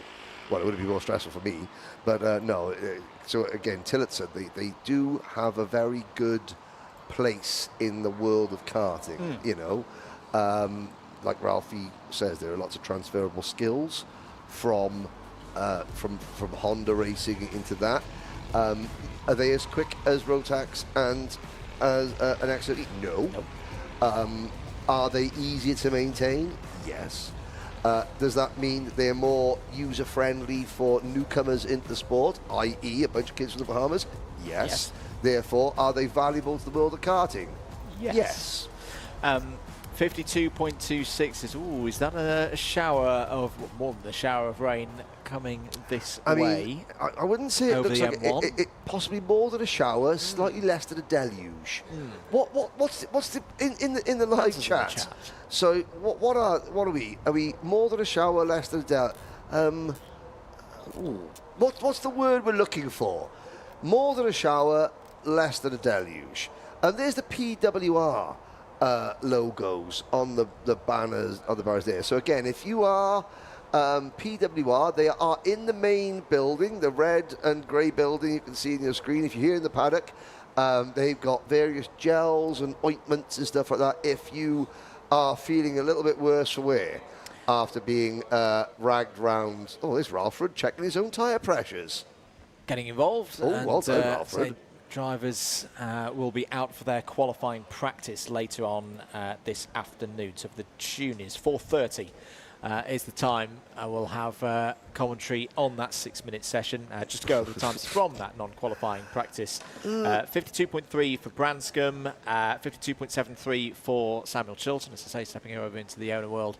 Has experience of this circuit from the Club 100 Junior Championships. Also, we didn't mention Pierre Carnet, the French driver, third fastest in that one. Pierre was not here yesterday. Some of the drivers were here yesterday for like optional extra practice. Pierre was not one of them, so that's really good to see from Pierre that on day one for his karts that he's on the pace. We're not done with Tillotson T4s because the seniors will be out next. Now, we have unfortunately had a withdrawal. Steph Theodorou. Another driver from the Club 100 world, a driver who I've personally raced against myself back in the endurance days, has unfortunately had to withdraw from the event. Has suffered a bit of a rib. Well, he should have gone to get some PWR gels, and that would have solved his problem. So we know Steph Theodorou sadly had to withdraw from the event, so we will not see the number 85 out on circuit. But we'll see the number 1 of Philip Rawson. We will also see the number 331 of Noah Rosser. For those who don't know Noah was the T4 Nations Cup winner in 2023. So very, very high caliber of drivers. Raced, all the way up to raced at PFI. Raced at PF. Raced in the OK category in WSK Super Cup and things of that nature. But what he said to me is like, but these are the most fun that I have. Philip Rawson is out there. He is the he's pretty much won everything that he's sat in this year. Yes. And he'll be going to represent Team UK in Valencia. Henry Bell, saw him at the start of the year. Ed Davidson is a new name to me. Matt Weilerman, but Joe Bechtold and Jason Bradbury, they were also in action when the Alpha Live cameras were on the T4s at PF at the start of the season. Matt Wildman, another driver who's stepped across from the arriving driver ranks. We have a look there at Noah Rosser, who was one of the quickest drivers in yesterday's timed free practice sessions. But again, I still say there's a little bit of water out there in that cattle grid curb on drivers right out of the final corner. Hang on a second. Noah Rosser also won the recent Irish GP plate. Now here we go. Public service. Mr. R. Taylor has got a Pro Kart, 160cc twin engine Pro Kart. Nice. You can race in BPEC with that. Now his engine is kaput, and he wants to know where he can go to fix it. He's in Spalding. I would head. Well, Spalding is Lincolnshire. Yep. You could go to PFI and ask around there. Bob Astill at Supertune would possibly be able to point you in the right direction. Yep. Or you just phone up one of the many Honda engine tuners, Honda engine builders. You've got Tornado, you've got RPM. Look at that. Or you just that's not a problem at all. There we go. Public service, ladies and gentlemen. There's Philip Rawson, 2012. No. Yes, 2012 MiniMax British GP plate winner. Philip Rawson. And at the moment, fastest driver in this practice session is Matt Wildman in the number 21, just tucked up behind him. Number 18 of Joe Bechtold on your screen, just behind Henry Bell. God, I love that. I love that use of colour. It's very 80s. It's like a retro. What's that? A Grand Theft Auto Vice City. Vice City. There we are. It's Vice City. 2.5 minutes of the session remaining. Keep your comments coming in as well, and let us know who you're supporting, whether it's out in this session for the T4 seniors or in the juniors or in any of our Rotax categories here today. This is just practice. This is just a practice. Just practice. Wildman is going to throw it down the inside of Philip Rawson. It's just practice. For a practice overtake into Christmas Corner. Just a bit of note on when we get racing with these guys tomorrow.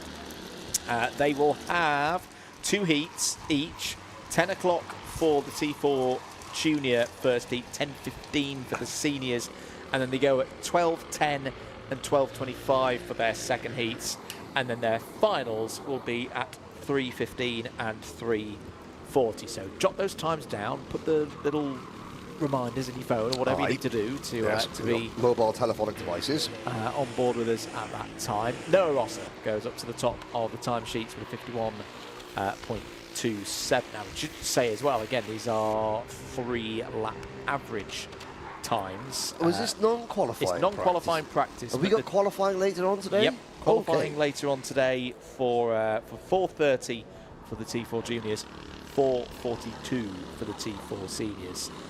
So Rosser at the moment single lap quickest on a 51.2, but again it works on the basis of same as we have with the Rotax. I know when we've had the KZ2s in previous events we've been able to show their qualifying, but they've always been single lap fastest sets the grid for their heat. Which is the best way to do it if you're a purist. Yes. But of course the thing in KZ2 is you don't have the spectre of rolling over and stay back, so that's the part of the problem why we have 3-lap averages in all the other classes, because you can't stop those pesky drivers from just easing up the gas and trying to get themselves better track positions. Yes. So the times on your screens, those are, as I say, 3-lap averages. A bit of housekeeping before we get on to things later on today. Rosser, nice move there on Jason Bradbury. Jason Bradbury currently 3rd fastest. I've had the personal experience and pleasure of sharing the circuit with. Very good driver, very consistent is Jason. And Jason, yeah, has been an ever-present in the T4 UK series so far this year. He's had a couple of podiums along the way. Other venues that they've raced at so far this season: Clay Pigeon Raceway, up to Wera at the end of June. They had one there, and Buckmore Park. They've had a few rounds at so far this year, and their season finale. If you do want to get involved, 12th and 13th of October at Buckmore Park for the final round of this season's T4 Series United Kingdom. That brings an end to the qualifying simulation, the non-qualifying practice, whatever you may want to call it. And Noah Rosser, the 2023 T4 Nations Cup winner, was fastest, not only with a single lap of 51.17, but over a 3 best lap average of a 51.22. Rosser repeats that performance later on today. He'll have pole position for the heats tomorrow. Matt Whilton second, Philip Rawson third, Jason Bradbury and Henry Bell completing the top 5. Joe Bachtold in 6th place, Ollie Cooper-Welton in 7th ahead of Zach Mead and Ed Davidson completing the runners in that one. Steph Theodorou, as mentioned, unfortunately will not take part in the racing action here this weekend after suffering a rib injury yesterday during practice. It was a real shame because he was looking quick on what was his first ever run in a T4. More from the T4 seniors later. Their qualifying will be the penultimate session of the day at 4:42 to be exact. For now, though, we'll go to an ad break. More racing to come.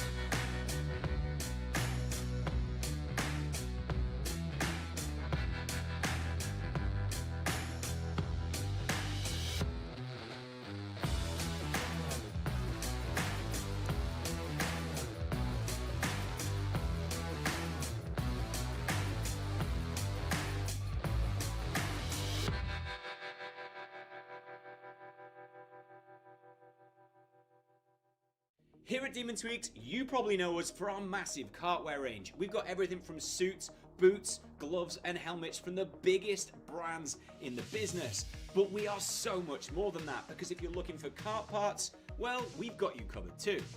We've got everything from Rotax parts, sprockets and chains, discs and pads, data loggers and dashers, fuel tanks, steering wheels, bead breakers, and loads more. But of course, it doesn't just stop at the track, and if you're looking to build your skills in the sim, then we've got everything you're going to need to build the ultimate rig. So whether you're just getting started or you're already at the top of your game, Demon Tweaks has got you.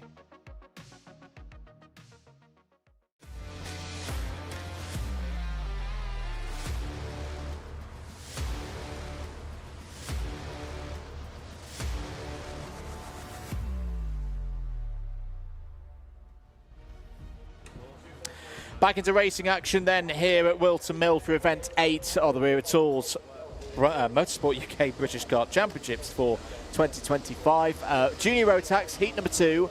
This is groups A versus C. Jared Fox-Whiteley will have pole position. Cian Bernard alongside on the front row. Joel Dixon-Cohen and Alfie McBain row 2. Archie Lovett and Harry Freeman row 3. Zach Turner and Matteo Palazzo go from row 4. Alex Shepherd up there on the 5th row of the grid is joined by a teammate William Webb. That's an all Evolution Racing row 5. Luca Holmes-Ballack starts on row 6, is joined by Charlie Wolfett for this one.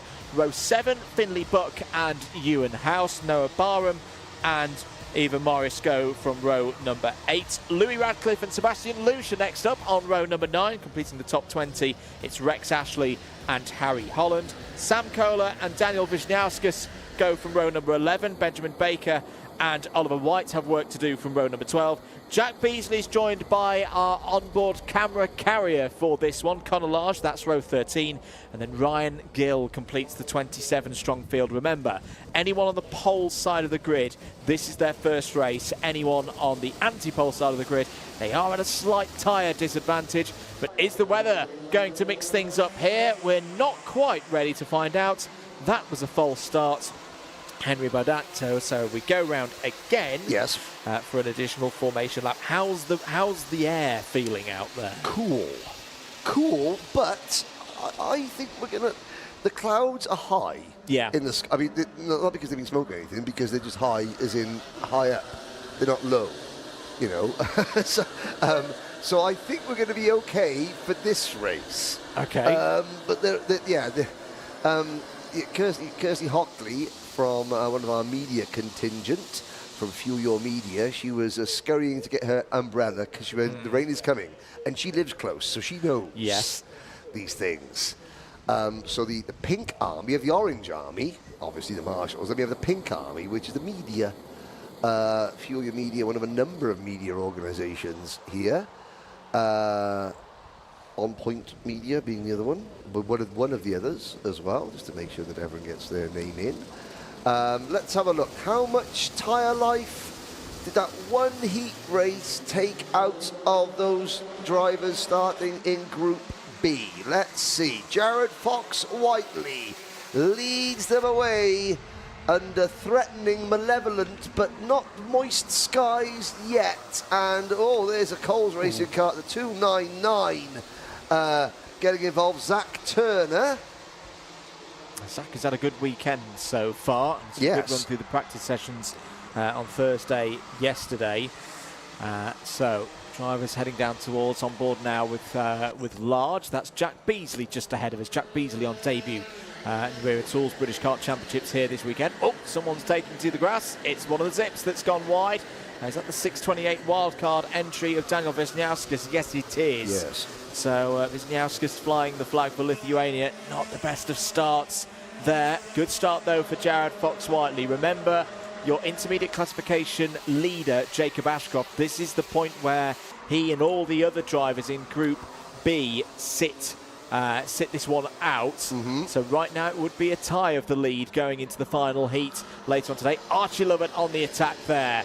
Did he pull that move off? It's been good. I had a little bit of a chat with Archie yesterday. That's a rough moment for another one of the wild cards.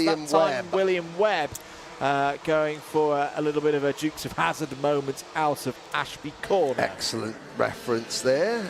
Good. Now, of course, you may think, well, why do you start with Group A versus Group B? Well, because that would mean that the person that qualified on pole position would then be at a disadvantage for their second heat. You want, Jared Fox-Whiteley was overall pole, so therefore he's got the best tyres in this race, and he's on equal tyres with everyone else in the second race.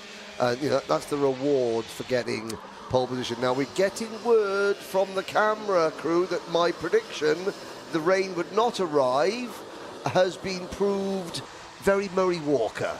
Let's go down to the coal. Let's find out. Well, putting maybe the umbrella out soon then, boys, because the rain very likely is starting to fall down, and it's on the radar that I think some rain could be due. Yeah, even Morris having a bit of a problem there coming through Wilkins Corner. Now, anyone who's raced around Wilton Mill will probably know there's certain parts of this circuit that seem to get slipperier, or the rate at which they get slipperier are higher than others. Yes, the rain often, you start to feel it up into Christmas Corner because you're at the top of the hill, but you can see the water on the lens. Oh. But you're always leaning on the brakes into Christmas Corner. You can wrestle your way around there. In my personal experience, because believe me, ladies and gentlemen, I've got a lot of experience of falling off of this circuit. It's this next corner here into the boot. This is where people get caught out thinking, okay, it's raining, but it's not that bad. Oh no! And we had it in MicroMax yesterday in one of the free practice sessions. At the moment, it's looking okay, but you can see everyone is cutting to the inside a lot earlier than they normally would. It's that far driver's right-hand side into the boot. That is the tricky zone. You really don't want to be on there on slick tyres in the rain when a load of rubber's gone down. I can just imagine Andrew Mather driving a kart into the boot and going, oh no. Oh no. It's gone wrong. As a mirror signal, not manoeuvre. Oh dear. Now, Fox Whiteley for Jack's Motorsports, you know, he had a storming run at Kart Masters. I've said it before, I think there's a real talent there. Great to see the Thule livery kart, Joel Dixon Cohen, having a fantastic run. Thule Motorsport, again, rebuilding, you know, I think they lost a lot of drivers end last year, you know, but now that, the small is beautiful is, you know, the motto this year. We'll focus on a couple of, you know, we'll do you know, club races and other events, but for the British Championship, we'll just focus on one or two, you know, small team, good drivers to let's re-establish ourselves as Kian Bernard takes the lead. And Bernard goes off. There's your answer. Nicole Sutherland said the rain was on its way, and it's arrived. Now, it's Harry Holland. Harry Holland out of the race on the factory zip, although that looked more like mechanical in nature than a simple problem with the rain. Everyone making their way through the boots okay, but Kian Bernard will be kicking himself about that. He's fallen all the way down to 14th place. Still 5 minutes of this race to go, and look at how much. 5 seconds. 5 seconds have fallen off the lap times. Archie Lovett's come to the front of this field. I've got to say, Archie Lovett seems to be back on form. Had a very tricky 2024, but things going in an upward trajectory this season. But this is going to be a tricky prospect now, as down the inside, Joel Dixon Cohen up to second place. Harry Freeman's on the move as well, has already made some really good overtakes so far, inside and outside so far in this race. Oh, that's a close moment between Palazzo and Fox Whiteley going through Oziers. Cold chain Charlie Wolfett there in 5th position. Fox Whiteley beginning to fall down the order, down to 6th. Finley Buck is there in 7th position. Luca Holmes, Ballack, Alfie McBain, Kian Bernard. That one mistake dropped Kian down to 10th, although now he moves back into 9th place. Connor Large, what a move there from Connor Large. With the onboard kart there, just sending it up the inside. You look at the different colour of the circuit. It's got very, very greasy now. I mean, still the drive. No, that's not gone well at all. That was always going to happen there. I was going to say it's scary enough trying to outbrake into Ashby's the dry. On slick tyres in the rain, it's terrifying. And that was always going to happen, where the driver about 7 kart lengths back braked a little bit too late, and the 6 karts in front of them all went off. They all somehow managed, or someone's had a spin. Does that look like maybe Alfie McBain's race suit? No, there's McBain. He's still out there, so somebody else had a brief rotation. I think it was Jack Beasley who went around. Eva Morris has climbed back up to 18th after an earlier incident. Finley Buck there. There is the 627 of Rex Ashley. Not a good race for drivers for the on zips. Rex driving. It's actually a Tony kart, but he's got a zip race suit on. Now Finley Buck. Now of course, Bumfluff Buck. I mean, with the amount of friction that he's got going on in his top lip, I think Finley could be all right here, because the one time the Bumfluff moustache might work. Bit more weight. Bit more weight, but a bit more friction as well. You know, sorry, Connor Large taking so much curve there. I thought our camera was making a bit of a break for freedom. Now that's a nice move. Buck down the inside on Palazzo. That is for 9th place. Kian Bernard trying to break away from this group, as down the inside there goes Benjamin Baker. I tell you what, Benjamin Baker's having a heck of a race. Up 12 places so far in this one. Oliver White as well for the Hunter Motorsport team. I think he might have had a little bit of an issue last time around. 1 minute and 50 seconds to go. Here is your battle for the race lead. Archie Lovett, Harry Freeman and Charlie Wolf at 1, 2, 3. Now, what did I just see there on the on the Digi flag. What notifications have we had recently? As here goes Freeman down the inside of Lovett for the race lead. Can Lovett get it back? On the outside will become the inside for Incommons. Wow. All over the curb, and here comes Wolfett.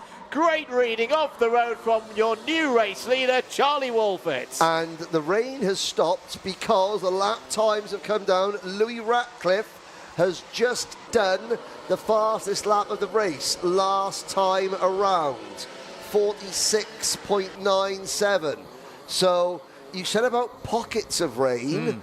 That was like a pygmy-sized pocket. It was a teensy-weensy pocket. Kind of like Anthony Jordan's pockets when you go to the bar. Very, very small and very rarely get open. I'm saying nothing. 45 seconds of this race to go. We still don't know who's going to win this one. Joel Dixon-Cohen. Well, that tells you what's happening with the track, and it's got back to a performance level that's allowed one of the front runners in the early stage of this race to set new fastest lap of the race. 30 seconds remaining on the clock. So I'm just trying to see. Oh, he's back to 15th place, is Joel. So fell back, now coming back up through the order. Still your biggest mover in this race. Benjamin Baker with 13 gained. 2 laps to go, Henry. Through the chicane once again. Charlie Wolfett did brilliantly to find his way and navigate away through. They've dropped Archie Lovett, these two. But something tells me Harry Freeman is going to be sending one in very shortly. Yes, indeed. And up into third position, well, new leader, Harry Freeman, new third-place driver, Noah Barham, the Anglo-American driver. Noah's parents celebrated their wedding anniversary earlier this week. Looking at the wedding photos, it's clear to see, you know, which part of the Barham family has aged better. And Mr. Barham, no, it's not you. Your lovely wife.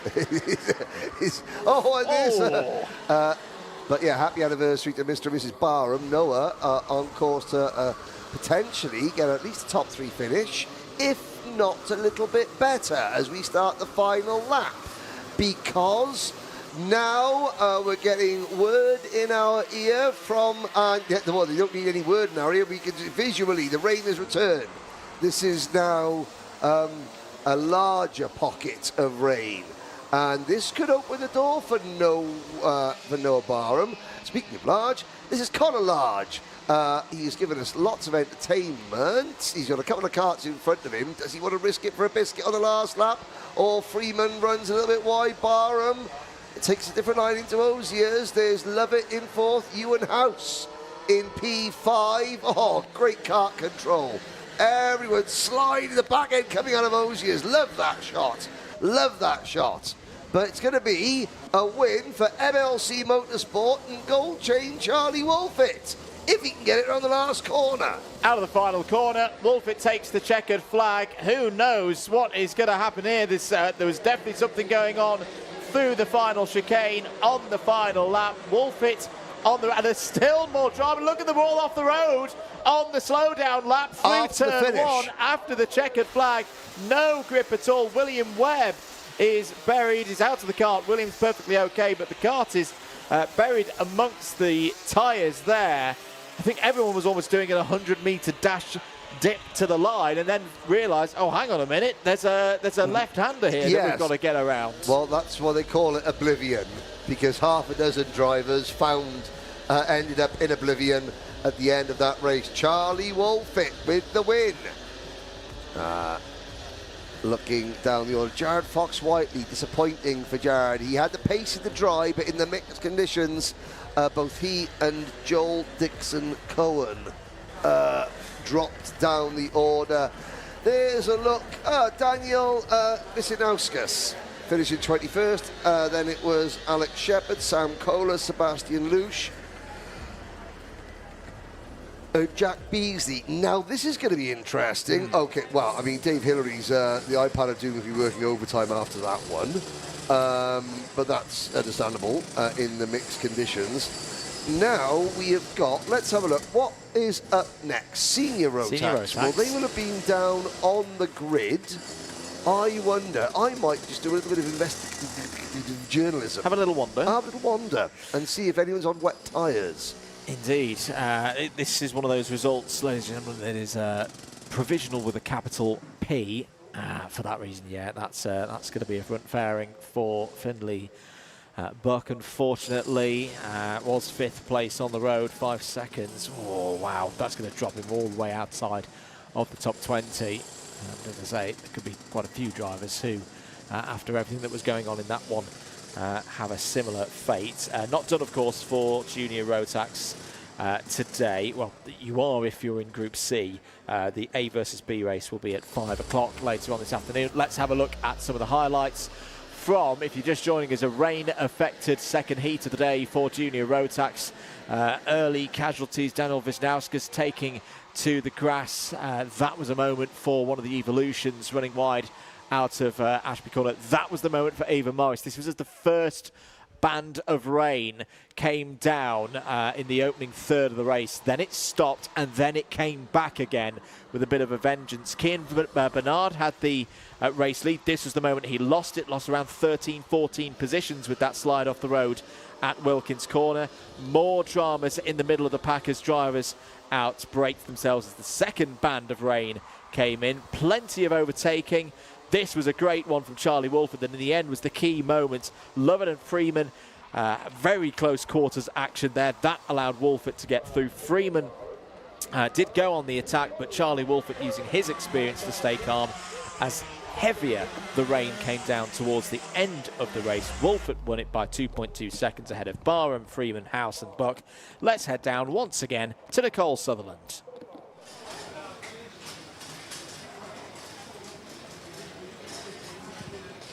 Charlie Wolford, so that race, busy one and a nice little move in the late stages. Do you think at all you were helped by the rain? Yeah, I mean, a little bit. I mean, it always helps being in second. You know, when you're out in the front and it starts to rain, it's quite hard because you don't have a person in front to guess off. So, you know, it did kind of help us being in second, and I felt that the rain was coming. So, just let Harry by, and then when onto the last few laps, just done him when he coming down into the bowl. So yeah, not too bad. And with the overtake on Harry then, it looked like he was maybe just struggling a bit with the rain, maybe overdid it in certain spots. Would you agree with that? Yeah, I think, you know, just went in a little bit too hard, which is unfortunate. But again, you don't have a guess mark, so it's quite hard. So, yeah. Well then, Charlie, great to hear from you, and we'll see how you get on for the rest of this weekend. As we say it out of the corner of my eye, I can see that the rain was really heavy, and now it seems to have just sort of stopped just in time for our senior Rotaxers. So we'll head back up from a message from our partners, and then we'll see you over for some more racing.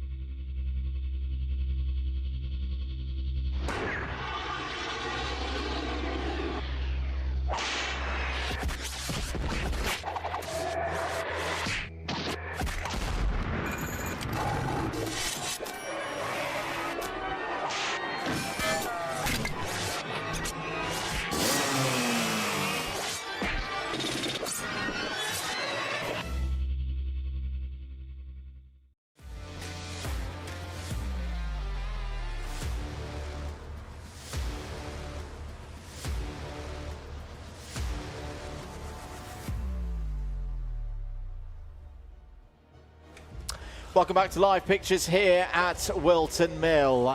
This is going to be a good one. Heat 2 for Senior Rotax.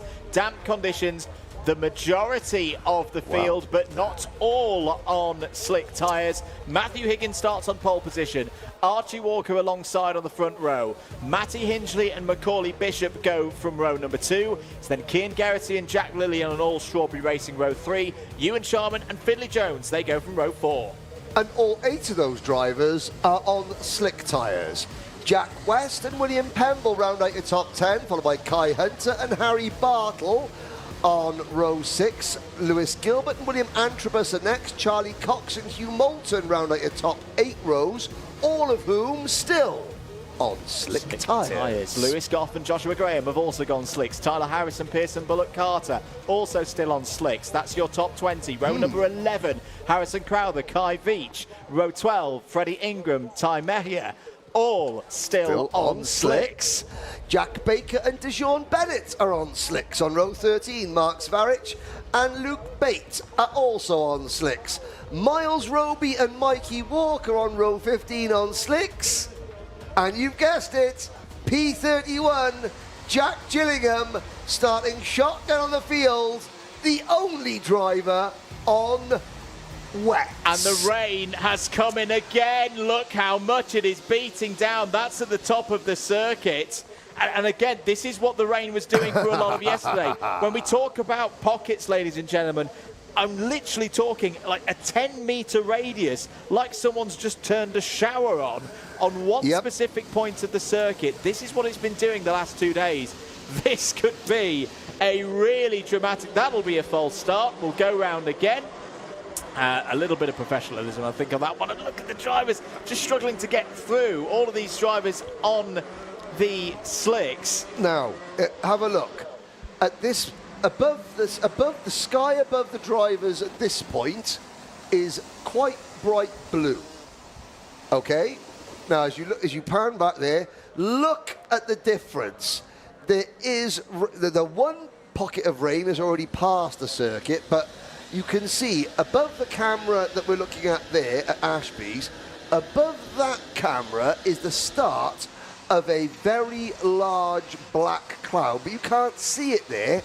This is really, really interesting because you've got bright blue sky. Look at the sunshine. Look at the sunshine there on one straight. And this isn't, we're not talking about like Spa or the Nürburgring or something like Le Mans. This is a go-kart circuit. And yet we have got different weather at different points of the track. Looking down, there are umbrellas up. Oh, Jack Gillingham is going to have to tiptoe his way through this field very, very quickly and carefully, because if it doesn't rain, this could dry out within the next 10 minutes. But for now, 30 karts tiptoeing through turn number one. 4 of them are already in the barriers in oblivion. Look out for the Guy Cunnington Racing number 366 kart of Jack Gillingham. He'll be the one who can actually steer the thing through the corners. There are 2 Guy Cunnington Racing karts. There is Harrison Crowther. Harrison Crowther. Oh, Ewan Charman is off as well. William Antrobus is. There's Jack Gillingham. Okay, watch out for Jack now. He'll just pick them off. He's got to be so careful. Don't get a nose cone, Jack. Don't get a nose cone as you're fighting your way through the field. Okay, we started 31st. Where are we going to end up at the end of lap number 1? I reckon he's already up to around 20th place. This is a bit of good start for Gillingham drivers. Oh, you can see the rain heavy. Yeah. Oh, that's heavy rain. And on the newer tarmac, it'll be even worse for the drivers on slick tyres. So Higgins, Geraghty, Bishop, Hingley, Hunter. That's your top 5. Look at how much rain's coming down at the bottom end of the circuit. But again, it's only through the crook. It's only through Fine Lady that's a particular problem. Gillingham, watch. 14 places gained already. He's up to P17. Out of the race is Mejia. Tyler Harris has gone as well. Joshua Graham was off the road. Kai Hunter going for a bit of grass tracking here in Northamptonshire as Bartle gets down the inside of Archie Walker. Off goes Lewis Gilbert. Championship leader. Championship leader. Freddie Ingram in trouble. And the 392 machine of Jack West for Dan Holland Racing. This is all good for Jack Gillingham. Guzzi's going through the field. Doesn't even need to overtake these drivers on track because they're falling off left, right and centre. There he was. He just passed through shot. 8 minutes to go. And you're going to see the orange, green and white Guy Cunnington Racing machine. Guy Cunnington himself watching from the sidelines here this weekend as he continues his recovery from Lark Hall. This could be a remarkable moment. He's nearly in the top 10 now, is Jack Gillingham. Harrison Crowther is probably going to have team orders now. Don't fire your teammate off, Jack. When your teammate has got a chance of winning this race, because everybody else is struggling for grip, struggling for tyre temperature. Can Gillingham find a way through? Out of the race is Gilbert. Gilbert's gone. Gilbert will not go any further, and that's a puncture. That's a front right puncture. It looks to me, or at least the tyre pressure was down a bit.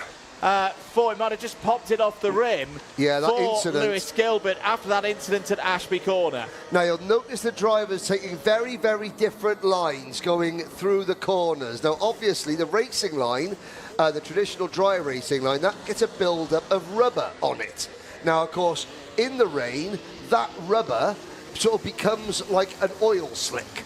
So you've got to try and get the kart in at different angles to the corner. You've got to be Jet Car saying yes. This is like when Catherine White won the senior Rotax final at this circuit in December 2020. But of course, you'll see the drivers. They'll try and not turn in on the rubbered-in part of the track. So they'll take a much wider line in. Now, of course, there, the circuit is starting to dry out again. You'll see drivers using a lot more confidence. Every single driver so far has done their fastest lap of the race on this lap, including Higgins, Geraghty, Bishop, Bartle. Gillingham is 10th. Jack Gillingham is 10th, but he's 11 seconds. There he is. Now, let's have a look at the time, because the last lap time, he was on the same speed as some of the drivers on slick tyres. So, conditions are improving. You can see the drivers now using the traditional dry racing line. They're not, well, still into Ashby's, they're tiptoeing around the outside, avoiding that layer of very greasy rubber, but then they're being more, going through Wilkins into Ozier's there, they're being far more aggressive. Now Jack Gillingham, 56.65. Harry Bartle's fastest lap of the race. Gillingham last time did 58.7. He's similar pace to those in that kind of same Pemble. Oh, he's falling down the order. Yeah, I think it's now gone, or at least at the moment. Gillingham needs it to rain now.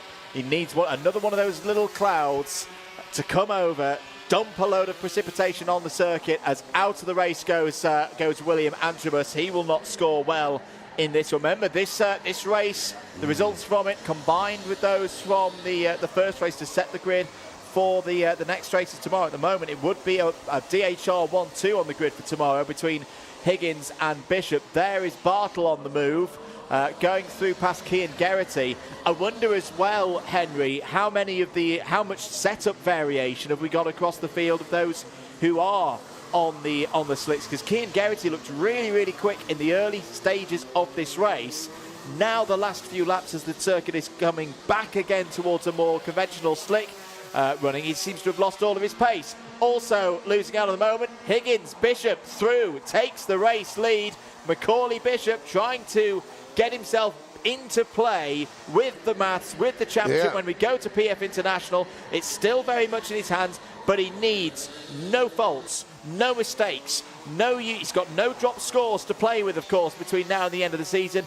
This is more like it for Macaulay Bishop, who right now would still be on the front row. I think it'll still be Higgins on pole position with this result as things stand, with Bishop alongside him on that front row for tomorrow. Timer here has just set the fastest lap of the race, but Nicole has word on why Will Antrobus has sadly retired. Take it away, Nicole. Not to take the attention away from Higgins and Bishop too much then, but that retirement from Antrobus, there's actually a fair bit of damage to the back of Antrobus's kart. The exhaust has popped off of where it is placed onto the engine, so that's why he has retired. That's why he won't circulate anymore during this race. Andrew, back to you. Yeah, it's a real shame for William Antrobus. It's going to leave him with a lot of work to do tomorrow when we get to the super heats and then ahead of the final. Again, all drivers in this race will make the final, but that's not the kind of news that the winner from last week's club round would have wanted. This is an entertaining scrap. This is Lewis Goff, Archie Walker and Matty Hingley all going toe-to-toe for 5th place. Someone's had a transponder moment, because I don't think we've seen Macaulay Bishop have a problem. We can get a shot at the very front of the field. That'll ultimately tell us where Bishop is at the moment. No, Bishop's had an issue. Bishop's had a problem. Bishop's had an issue because he's just at a 56-second lap, and that has dropped him all the way down to 7th. Now, where is the number 1 plate? And there is another issue. That would be the 351 of Lewis Goff out of 4th position. Well, he hangs on to 5th place, so Archie Walker would have gone through. Do you know something? Jack, good go, fair play. But why is he? So Jack had dropped to 26th position. So he started 31st, got up to 10th, dropped to 26th. Why is it a smart idea to pull in now? Because it might rain tomorrow. He might need those tyres again. And you don't want to, I mean, he's already just had a couple of laps where they've been destroyed. The team probably said, okay, it was worth a gamble. Hey, it's worth a gamble. Yep. You know? No, I absolutely understand the play, considering that they were starting at the back of the grid. But yeah, that's the right call from Jack Gillingham. Worn but still usable for any wet racing if needed. You never know. Hey, there might be a race where you almost need like a bit of an intermediate time. Well, That could be quite useful for tomorrow because nobody else has used their wets so far today. So there he is. Yeah, okay. So Bishop is there. That is a genuine moment. We didn't see it on our cameras, but Bishop now running in 7th place. There's Lewis that's Goff. a strange one. So yeah, that must have been quite a moment for Bishop to lose all of that time. That has really made it almost not quite game, set, and match yet for Matty Hingley, but sorry for Matthew Higgins, but he's pretty close at the moment to he's been able to bring this one in. Cian Geraghty has a 9-point deficit in terms of intermediate points to Higgins right now. That was a nice move from one of the KRs. 375 coming through the field of Kai Veach. Kai Veach, of course, needing a big result here, having had a retirement in race 1. Timer here is the last kart running, the Bahraini driver in 26 miles. Roby, Luke Bate, Jack West, Jean Bennett, Jack Lilly, Josh Graham, Mikey Walker after his retirement from the opening heat race. He's up to 19th position. Ewan Charman has dropped back to 18th position. Finley Jones, Pearson Bullock Carter, Freddie Ingram in the top 15. Harrison Crowther 14th, Jack Baker 13th, Kai Veach is 12th, Hugh Moulton up to 11th. In the top 10, Charlie Cox 10th, William Pemble 9th, Kai Hunter 8th, Macaulay Bishop 7th. Why? We will try to find out as we now start the last lap. And we were saying a minute ago that everything was looking really good for Matthew Higgins. And then Cian Geraghty arrived. Yeah, Cian Geraghty's pace has come back. He had a bit of a wobble in the middle of the race, but is finishing this one very strong. This will still give Higgins the overnight lead in the intermediate classification. In terms of championship, that's what he's really going to be bothered about as he tries to pull back some points to the likes of Bartle and Gilbert. But Cian Geraghty looking for a heat win here. Out of Osiers, Higgins tries to fight back. Remember, it's a 2-point intermediate point difference between a win and a second place. Can Higgins get underneath and make a bit of a touch there? As here comes Bartle. It could be a strawberry 1-2. Bartle spins out the last corner, right in the middle of the track. Geraghty wins it. Higgins P2. Archie Walker through all of that picks up 3rd place. Goff 4th, Hingley 5th. What a dramatic finish to the second and final heat of the day for senior Rotax. The rain has really spun things on its head here. Well, I thought they were just going to bring that one nice and calmly home, Henry, to the checkered flag. You would have thought in the circumstances. Geraghty, Higgins and Bartle thought otherwise. I mean, Higgins went for the move. Did he need to go for the move? Not really, but he's a racing driver, so he's got, he had to think about it. He just got his nose cone hooked up over the back of Cian Geraghty's kart. Harry Bartle saw the opportunity, went for it, but then just clattered over the last curb a little bit too much, and that sort of jackknifed the kart round. He was very lucky not to get collected. He was. I think it was Archie Walker that just missed him scrambling to the inside as he came across the line to finish in what eventually was third place. Lewis Goff fourth, Matty Hingley fifth. Now, what happened to... we'll try and find out what happened to Macaulay Bishop. As the number 312 of Charlie Cox gets a nose cone penalty there from the iPad of Doom. Great recovery for Kai Veach there, up 11 spots. And that could be, well, it will be more because he'll inherit Charlie Cox's 10th place. So that's a proper recovery. The Traction Media sponsored Kart of Harrison Crowther gets a nose cone penalty. Now, this is the start of the race where it was raining and the track was wet. Yeah. As you watch the drivers come in complete sunshine at the end of the race. I've got to say now, Lewis Gilbert, not good news, the championship. Now, there's Gilbert. That's where he got the puncture.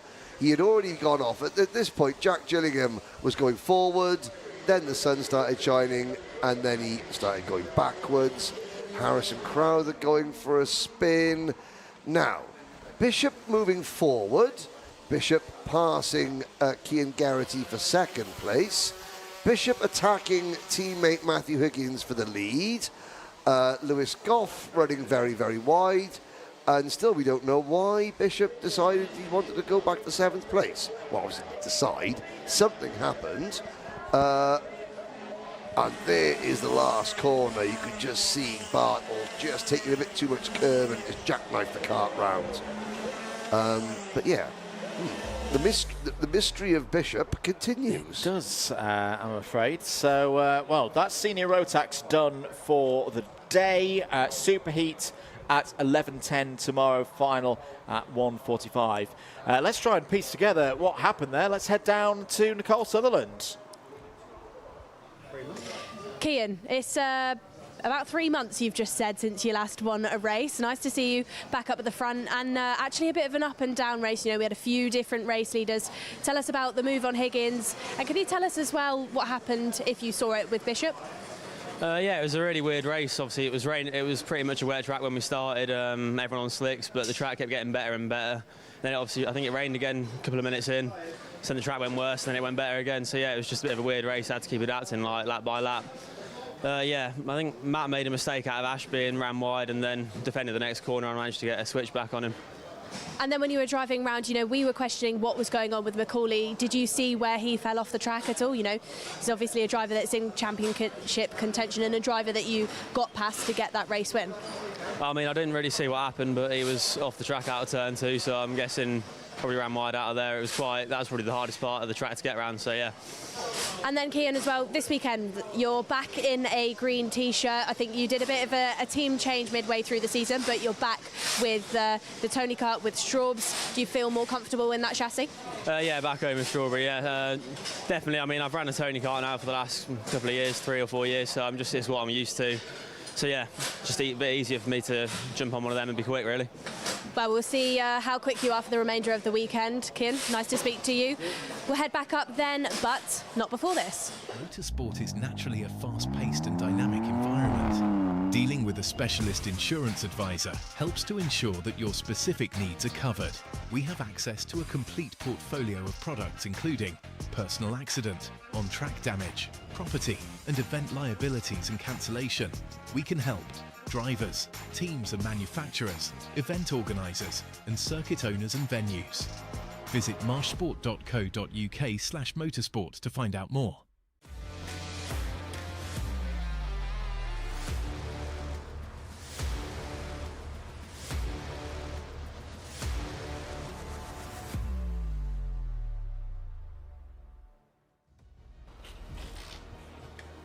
Ready to go racing once again then. Race 7 of the day. It's the second heat for MiniMax 950. Emerson McAndrew starts on pole position for this one. Very simple scenario. If he wins this race, he'll have pole for the Super Heat tomorrow. Aidan Hammond joins him on the front row of the grid. It's then Lucian Smith and Nelson Taylor going from row number 2. Riley Morrow and Maximilian Abrahart there inside the top 6, and starting on the third row of the grid, Sebastian Behrman and Ryan White go from row 4. Achille Giannoni and Alfie Ward complete the top 10 from row number 5. It's Otis Cleary and Tom Reed going from row 6. Alfie Mayer and Jensen Walker start on row number 7. Mayer, of course, championship leader. James Roots and Max Jolly can be found on row 8. Harry Radcliffe and Austin Oman go from 9. Oman had a good first race earlier on today. George Quinlan and Soren Gallagher completes the top 20 on row 10. Christian Sanguinetti and Elijah West go from row 11. It's then Noah Hammond on championship debut on row 12 alongside Jack Fulbrook-Harmer. James Devereaux and Lewis Herbertson form up the last full row of the grid. Josh Cormack completes the 27-strong field, Henry Burdett. The Macaulay Bishop Kai Hunter mystery has been solved by none other than World Championship winning mechanic and dad, Barry Ashcroft, who told me that they just drove off away to oblivion of their own accord on their own. So thank you to our eyes in the sky, Barry Ashcroft. Yes, there was no help required, no assistance required. Just mistakes. And what a mistake to make. There we go. Oh, nice crash helmet there on the on the penultimate row of the grid. That's a new one. It's a Gulf blue and orange crash helmet, which always sends shivers tingling in your spine. Oh yeah. Order of events in terms of intermediate points going into this one. If you missed the race earlier and you don't want to know your the result, close your ears now. Emerson McAndrew ran first, 0 points. Lucian Smith second, 2. Riley Moreau, Aidan Hammond, and Alfie Ward all in the top 5 at the moment. Track probably still a little bit greasy in places out there. The start could be key here for drivers making their way up to Christmas Corner. Are we ready for a race start? Yes, we are. Very even across the front row. Aidan Hammond got a good start. Was it I was about to say, was that a too good of a start there for Aidan Hammond? As somebody runs very wide, but Austin Oman, fine lady. And there's that. The 653 is the driver, Lewis Herbertson, with the Gulf-coloured crash helmet that anyone who sees Le Mans and Steve McQueen and all that. Nelson Taylor there in P6 going through, everyone else siphoning their way into Osiers and out onto the middle straight. Emerson McAndrew. And so interesting little fact that well, I have to credit Alpha Live's producer James Fitzhugh for this one, is that Emerson McAndrew, his raison d'etre this year is to secure as many grand final tickets as he can. So he's already won 1 through the Euro Trophy, 1 through the International Trophy at Le Mans. He obviously gets another one if he wins. He can only go once, but he wants to earn, as many tickets as possible. He says he has 3 already this year. But hey, if that's what keeps him motivated, then, because of course, all these Rotax drivers, yes, a British title is one thing. They are looking at the Rotax Grand Finals, the unofficial World Championships for Rotax racing. That's what they're all sort of aiming at. Bahrain at the end of the year. And of course, Emerson McAndrew, he secured his ticket early. And then you think, okay, well, how do you keep yourself motivated? Well, you want to win every ticket. Every single ticket you could possibly win. Obviously, then the tickets that if he wins 4 tickets this year, he gets the ticket that he has to use is the one for the International Trophy, because that's the highest ranking Rotax event. So the other tickets will get distributed to the next driver in line at that particular event. So he's not taking tickets off other drivers. There will still be 72 of the best MiniMax drivers anywhere in the world. Off goes the 144 over the grass. That's a problem for Lucian, who was second in the intermediate classification. Don't forget, coming into this race now, Ryan White chasing Nelson Taylor, and Taylor now looking to the inside as the human highlight reel runs a bit wide. Riley Moreau drops a couple of spots. Tell you who we need to keep an eye on in this race, Henry. Yes. Josh Cormack up 17 places as Ryan White looks down the inside into Ashby Corner. Taylor trying to fight back once they get to Wilkins. We'll switch to the inside for Roses. This is really good racing once again from the MiniMax drivers of 2025. But keep an eye on the Scotsman, kart number 9, Josh Cormack, just at the back of this shot, as that's going to get a little bit closer between Riley Murrow and Alfie Ward. Otis Cleary in there as well. Who else is joining the party? Another one of the SFRs looked to be on the team. Well, that was Alfie Ward recovering. 6.5 minutes remaining in this one. This is all over 4th place, so it's about 4th place all the way down to what we'd say probably around Elijah West in 16th. Once again, Ryan White defending from Taylor there. But as I say, where is Cormac in all of this? Cormac's now got ahead of Tom Reed. Once again, Taylor steps through, gets through past White. Murrow's now going to have a go. Murrow tries to respond into the next corner. Sebastian Behrman's now on the scene. Good move from Behrman. Likes this place, ran well here last year in MicroMax, is now up to P6. Danielle Short watching at home, formerly of this parish, should be coming down to watch later on, tomorrow, sorry. And of course, we're looking at you know, the Strawberry racing drivers. Adam Mulvaney out in managing the Strawberry junior team in Sarno this weekend with his assistant, Mark Baines. We'll be watching Tom Reed's progress. Indeed, 5.5 minutes of this race. It's still a really entertaining pack. Just on the outskirts of the top 10. Lucian Smith trying to fight back that Mercedes. In fact, that is in the top 10. Down the inside of Jensen Walker for P9. Jensen's who's got a new helmet. I think a bit of a Lando Norris inspired lid for Jensen Walker now. So up through the other one. Someone was sending it in there. If he got that one slowed down. Giannone? It was the orange crash. It was the orange crash helmet. I think it was a Hunter Motorsport or a Sam Pollitt racing kart. We'll have a little look there. But if that driver got that kart slowed down, let's have a look. It was the number 126. Yeah. It was 126, and he did get it slowed down going in the corner because he arrived at a rate of knots as. Right. Well, there's Achille Giannone. Again, fighting with, he's just been passed by Josh Cormack. Cormack, let's not forget, started the first heat last, spun on the opening lap, and still came back to finish in about 15th position. So without the spin, he's already up to 13th. A top 10 is easily within reach for the Falkirk Tyre and MOT sponsored driver. He's now behind Tom Reed. So the farmer, Tom Reed, and there's a move from Murrow. Picking off Nelson Taylor up at Christmas corner. Sebastian Behrman goes through as well. Taylor now defending what is 6th position. But not for long, now down to 7th. Oh, the Balamory bomber. Soren Gallagher out of the race. Why go to the Balamory? Well, he's actually from the village in very northernmost tip of Scotland, almost the Hebrides there. They filmed the kids' TV show Balamory.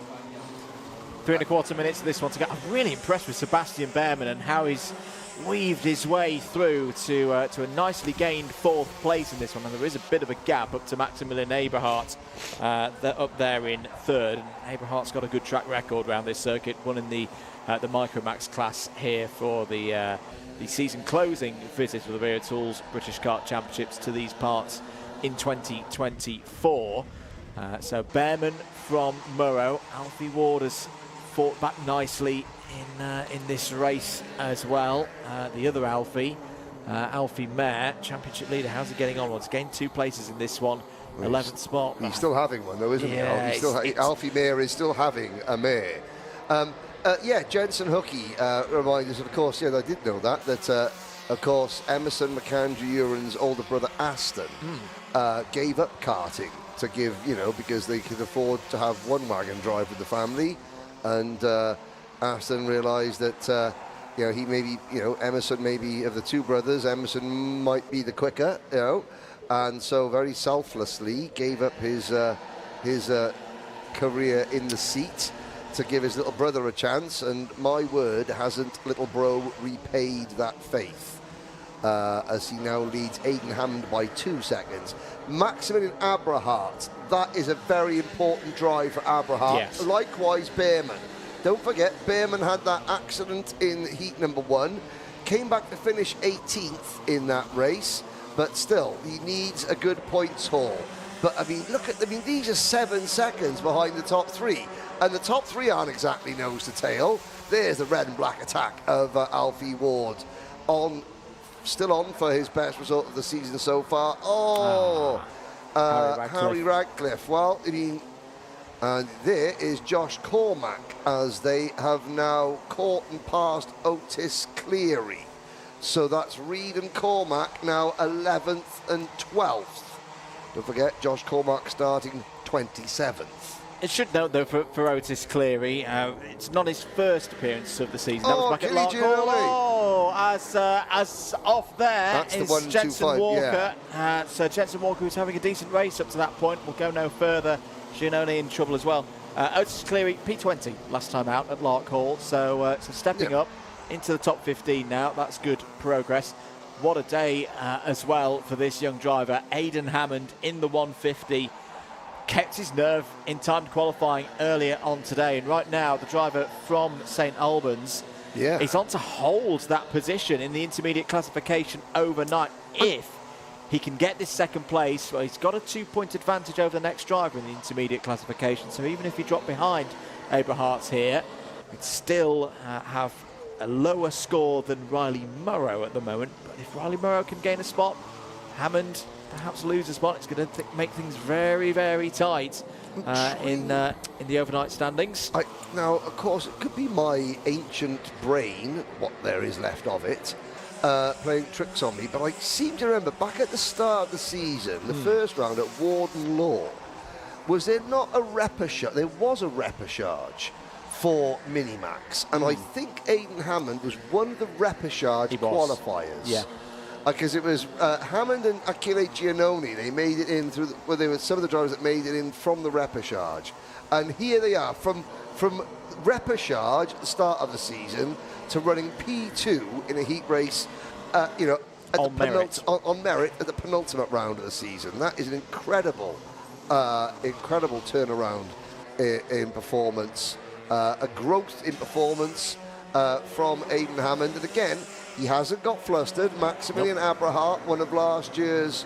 There's Jensen Walker. At least we've had a good chance of a close-up of his new crash helmet design.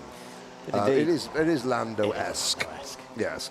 Or older people say, is it Valley Rossi-esque? Well, no. That's a discussion for the. I mean, Lando always ran the number 46 in karting because of Rossi. And he did have a Valentino Rossi crash helmet in karting, did Lando. But, Valentino, he had the smile, the moon, the half moon, half smile, here we are. There's half moon, half smile. It's going to be a big smile from this driver. Another consummate. There's no other kart in the same camera shot. Emerson McAndrew, 2 out of 2. And may well, by the time we get to the final tomorrow, be your new championship leader. Because remember, 8 points in the championship, covering Mayer, White, Jolly, and McAndrew Uren for Emerson. If he will do the maths overnight, but it basically doesn't need to win the Superheat tomorrow. A decent top 3 finish, I think, should be enough to give him in the next haul of 65 championship points. And you look for his rivals in the rest of the top 10. Jolly 17th? Yeah, Jolly 17th in that race. Mayer is in the top 10 in the intermediate scores overnight, but only P9. White a little bit higher up in 7th. We could be seeing a new championship leader before we get to the final tomorrow, and his name could well be Emerson McAndrew Uren. Aidan Hammond will join him on the front row of the grid for the Superheat tomorrow with that second place. Brilliant conversion of the performance from TQ. Abrahart third in that one, ahead of Behrman, Murrow, Ward, Taylor, White, Smith and Mayer. That's your top 10 on the road. To mention the rest of the intermediate classification as things stand. These results are provisional, of course. Riley Murrow and Lucien Smith will be on row 2. Oh, and that's got even worse for Alfie Mayer. it's just one of those things that, I mean, you look back time and time again, championships are decided, there's pivotal moments. Yeah. And the pivotal moment could be Emerson McAndrew, it could be not the fact that Emerson McAndrew is so quick, but the fact that Emerson McAndrew is so quick at the same time that all his rivals are suddenly hitting trouble. There was the almost too good start from Aidan Hammond. There was no in-race jump start penalty awarded, and that was one of the DHR karts running up over the back of someone else. That could have been Otis Cleary. As there's slow motion artwork there from. I mean, if I was doing A-level art, I would simply just take that clip and hand it into my teacher and say, "There you go. I'll have an A, please, sir." This was the move from Murrow down the inside of Taylor. Good scraps for positions within the top 10. Josh Cormack was your biggest move in that race, up 15 spots into P12. Could be a factor later on in the latter stages. Clearly some good race pace for Josh Cormack here this weekend. But that's all for tomorrow, of course. Rain? What rain? Super Heat. Super Heat for tomorrow for MiniMax will be at 11:30. The final will be at 2:15. Let's head once again, though, over into Parc Fermé and to Nicole Sutherland. I've joined Maximilian Aberhart then down in Parc Fermé. Max, the first race didn't quite go your way. You had a DNF, you had to retire. Can you tell us about what happened in that first one? Yeah, it was annoying as our nose got stuck under our front right wheel, and then as I tried to turn, it snapped the other way, and then we thought the front of the kart was bent, which was really annoying, and that's why we came in. But then in that race, you know, you've pulled it back. You really did keep yourself at the sharp end of the field. It was definitely a good race. Do you think your performance then was actually helped by knowing that you need to make up some places after bad luck earlier on? Yeah, I suppose. It was a really good race, obviously coming third. So, yeah. And then, Max, you know, this year you've joined the Coles racing team, you know, led by Adrian Coles, and you've got Aaron Charles in there as well. Max, how are you finding, you know, the dynamic of the team? What have they done for you this year to get you as far up as you are here at the penultimate round? Yeah, Adrian and Aaron, they've done so well for me this weekend, and also Sam Gornall, he's been very helpful, obviously on the data. And Sam actually is a driver that not long ago was competing in this championship, not in the mini but in the junior. Do you think having maybe somebody a bit younger who knows what it's like to be a driver really helps? Yeah, he's very good with working with me to get faster around obviously tracks like here and Dunkswell and Lark, all ready for the British. Well, Max, well done on a good result then. We'll see you probably tomorrow. We'll head back up then to hear a quick word from Championship partner, and then we've got more racing action coming up soon.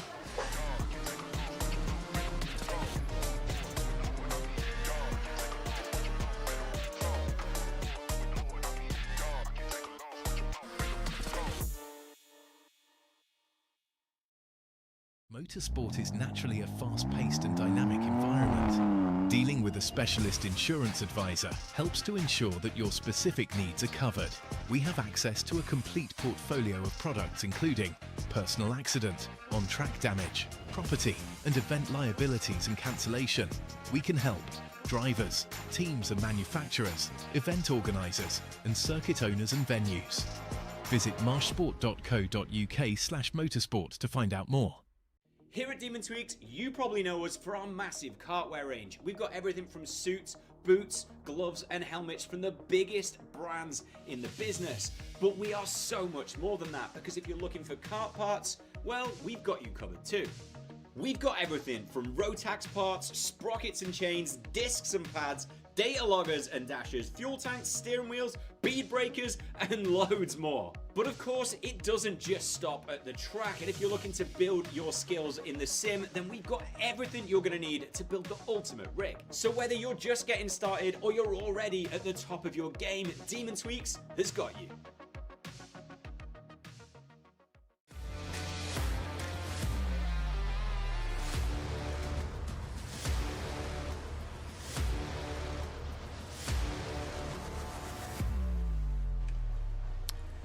MicroMax UK out for their second heat. Let's quickly run you through the grid for this one. Charlie Page and Dimitar Uzanov on the front row. Dean Singh Pahal and Chloe McGill on row 2. Benedict Asmasiokis and Ted Hayward go from row 3. Harris Barber and Darren Dimitrov on row 4.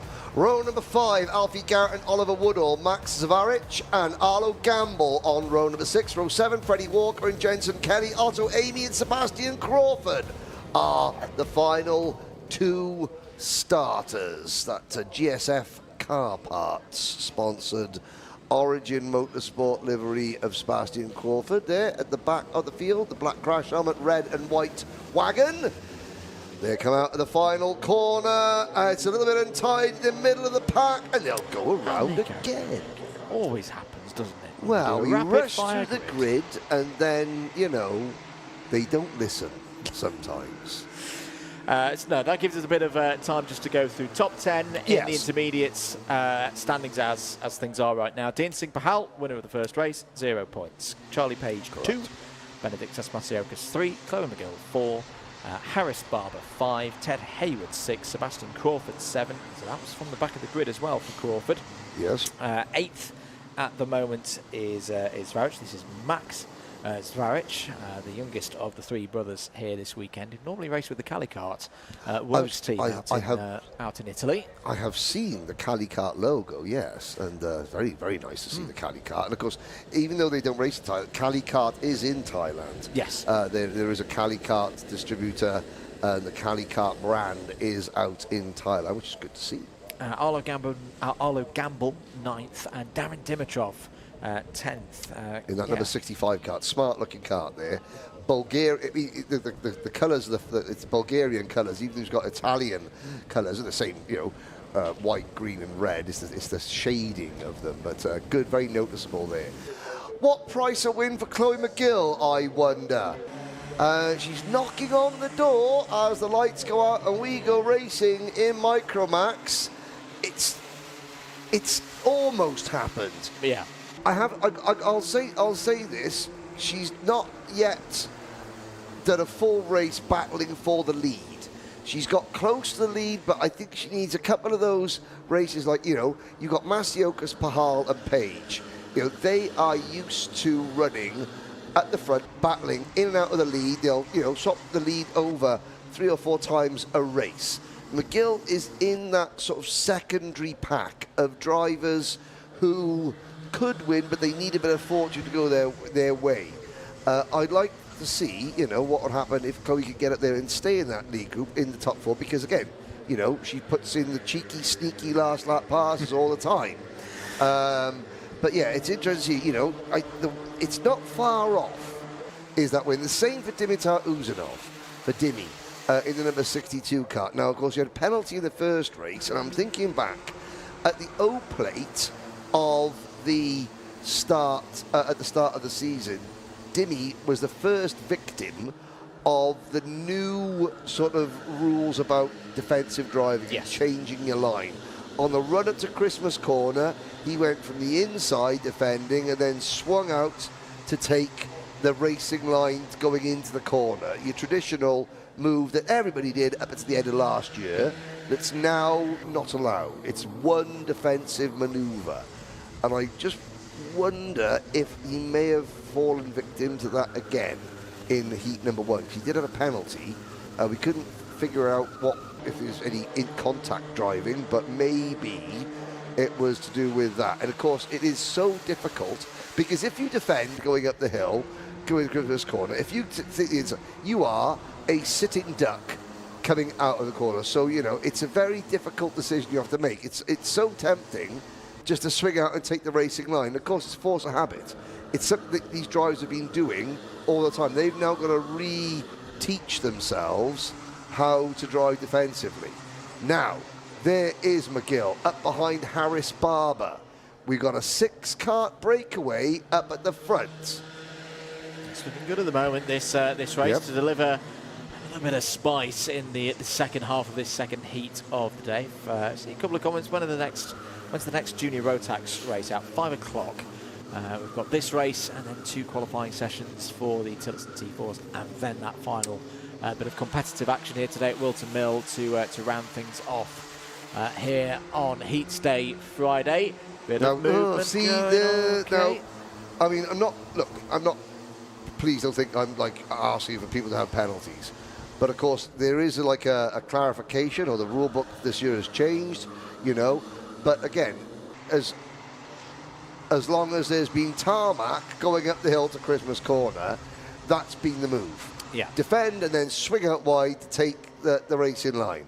And it is difficult to, number one, police. Yep. It's difficult then to the drivers to get out of breaking that habit. And of course, yeah, it's not helped by the fact that we've got some fantastic cameras all over the car. But of course, it is a tricky one. It is a tricky one. And I can see why it's being done.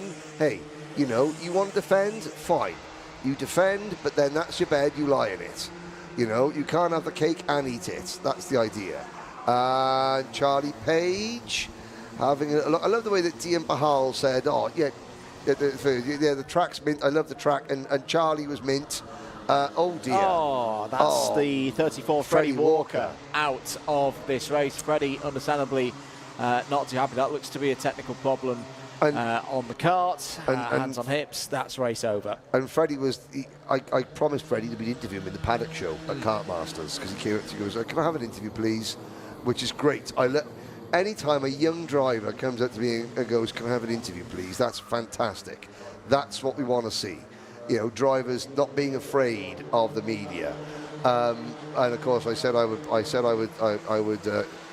interview. I would give him an interview on the paddock show at Whilton Mill. It's not going to be a happy interview, though. Just to mention as well, we'll have Wera Tools Wheel Change Challenge back in action this evening. If you missed out on Kim Bolton, missed out on the action. We saw some stellar times. Excellent. At Kim Bolton. So Rocco Shenton is our new leader on the board. So so if you want to take on Rocco against the world, well, get what you need to do. You need to go down to Race Centre. Yes. For the end of the last race of the day.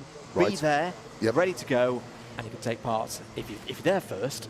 I mean, how many runs are we going to do? Oh, there's Dimitar Uzanov not giving way to Benedictus Masiokas. To be fair, Uzanov was in front. Masiokas backed out right at the last minute. It's cost Benedictus a couple of positions. It's also cost him a place in the lead group. Pahal and Page are now clear once again. Uzanov, McGill, Barber, then Garrett, Masiokas, Haywood, and a top 10 run so far for Max Varich.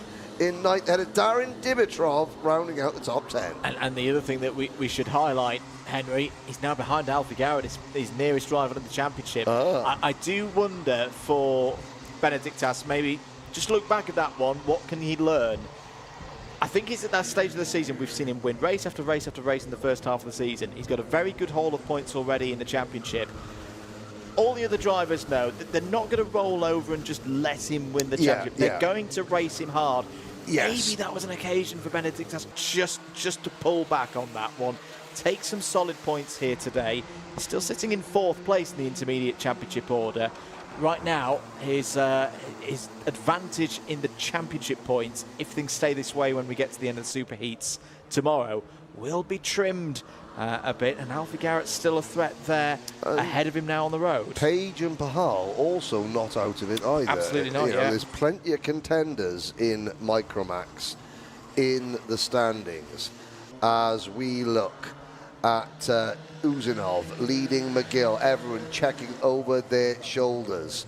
But as they check over their shoulders, the two drivers briefly we saw at the front of the field, the 23 Richardson Chassis Engineering development driver, Dian Pahal, and the 33 privateer entry, Charlie Page.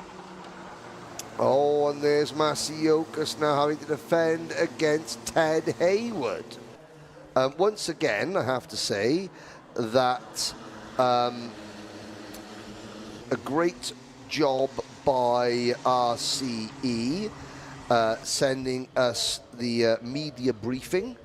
The only team that does this And even though they've only got one driver here, Dian Pahal, they send us through a full, what do you call those things, those 8-page, 9-page things? Is it like a brochure, I'd say. It's a brochure, it's a sponsor pack or something like that. But yeah, so, you know, and it's all about Dian because he's their only driver, but they still do it. And other teams need to learn from this because it helps an awful lot. The leading group has closed up again. Yeah, 90 seconds to go. Ozanov and McGill have got some really good pace at the moment. And this is all being driven from Alfie Garrett, just a little bit further back in this group, who's the fastest driver on circuit at the moment on the 52.5 last time around. They just saw the flash of green and orange. Harris Barber still in the mix as well. Top 5 at the moment for Harris Barber, who has had a quiet day so far. I just feel like this one is coming to the boil very nicely. You've got a top 6, all still very much in play for the race victory here. 60 seconds to go. Dian Singh Pahal looking for a perfect 0 score through these 2 rounds of heats. There's a point for Muzanov to say to Page, keep facing forward, don't defend. We can both work together here to gain positions in the latter stages of this race. Down towards Ashby Corner once again. Dian Singh Pahal at the wheel, nice and steady through what is arguably the trickiest corner on this circuit. Down towards Oziers now. I feel at the moment Singh Pahal, Page and Nuzanov just trying to work together as a 3 to reduce the numbers game with McGill, Barber, Garrett not too far behind. Benedictus Masiokas has dropped off the back of this group here. That, I've got to say, Henry, is a bit of a surprise. Yes, looking at that nice up-close angle of Dian Singh Pahal's kart, you can see all the little logos across the front of the kart because he's got a number of different sponsors that have helped keep him on track. Racing Lines, Virtual Employee, RS Chauffeurs, Nuneaton Replacement Panels, and Seeker Group. I mean, if I need a panel replaced, there's only one place I'm going, and that's Nuneaton Replacement Panels. You know. Time is up then. One more lap for the drivers to do once they've finished this one. This is lap number 12. There's a change there for 4th place. Barber through past Chloe McGill. Alfie Garrett looking for a way through also. This has been a decent recovery from Alfie Garrett. Oh, it's Ozanov as through past Page. Where's Pahal's gone? Pahal has fallen to down the field. What happened there? To Dian Singh Pahal, it means we have a new race leader. All of a sudden, Harris Barber's in the lead of this race. We were saying he was having a quiet day. Not a quiet day anymore. Ozanov looks to the outside. Chloe McGill's up to 3rd place.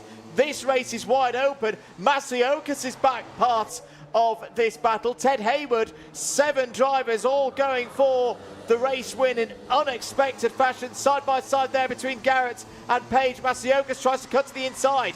Gets back ahead of his teammate. Harris Barber continues to lead this race onto the back straight. Dimitar Ozanov still there in 2nd place. Ozanov trying to get Barber off the racing line. Is there going to be a route down the inside? Ozanov down the inside, side by side towards the new chicane. Over the curb, inside line, sprint to the finish. Here comes Chloe McGill. This could be the day for Chloe McGill, who takes Heat 2 in dramatic fashion in MicroMax UK. Page 2nd, Ozanov 3rd, Barber 4th. Rack it up. There we go, Henry Beaudet. First contender for Alpha Live Race of the Week. For the lap of the week. Chloe McGill, I think, led the last 50 metres of that race, but it was all that she needed to. Perfect. And I saw her dad, fist pumping the air as he ran back up the thing. But there, Chloe McGill wins in MicroMax. Charlie Page 2nd. Ozanov and Barber came out of the last corner, 1st and 2nd, finished 3rd and 4th. Garrett 5th, Masiokas 6th, 7th for Hayward, 8th for Pahal. What happened to Dian Pahal? I mean, obviously he was with Charlie Page. There might have been an issue going into the boots on the penultimate lap. But that really started everything off. That Pahal going off, and then, wow. What a fantastic Haris Barber, Dimitar Uzanov.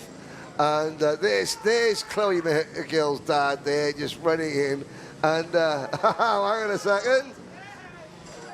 That's a real breakthrough result. That, and it's been coming. It's been coming for the last really 6 weeks. Really nice for Dini Uzanov as well. Oh, and you can see the emotion for Chloe McGill. And it's not ending there. Chloe's on the front row for the Superheat tomorrow. Now, it's a tie on points with Charlie Page. The tiebreaker will go back to timed qualifying earlier on today, and which look will at go to Page. Dini Uzanov's dad as well, supporting, congratulating. You know, the parents are just as important in shaping these young drivers' career trajectory as the drivers are themselves. You know, if the drivers see the parents supporting each other and cheering each other on, and the drivers act likewise, because at this age you absorb what you see from your elders and betters. Oh, there's going to be some highlights coming now, but hang on a sec. There's a great smile there. We had a little bit of emotion, now the smile, and now the hug. Says it all. Says it all. That's what this sport is all about. And as I say, for some people, you know, it's a start. It's a heat. Tomorrow, you never know. It could be a final. It could be a final for Chloe McGill. And as I say, I've watched this young lady race since she was 6 years old, and she was very, very strong in C50 back in the Coma days. She has refound her groove properly now. And as we enter this second half of this season, do not sleep on this MicroMax UK category. Now, a lot of people at the start of the year thinking it was a foregone conclusion for certain drivers. It is not, because a lot of drivers, Chloe included, have really, really picked up their game over the past 6 weeks or so. Let's have a look at some of the highlights from that one. Early stages, good start for Charlie Page. Coming up to lead in the early stages. Haris Barber in the mix there as well, going wheel to wheel with Dimitar Uzanov.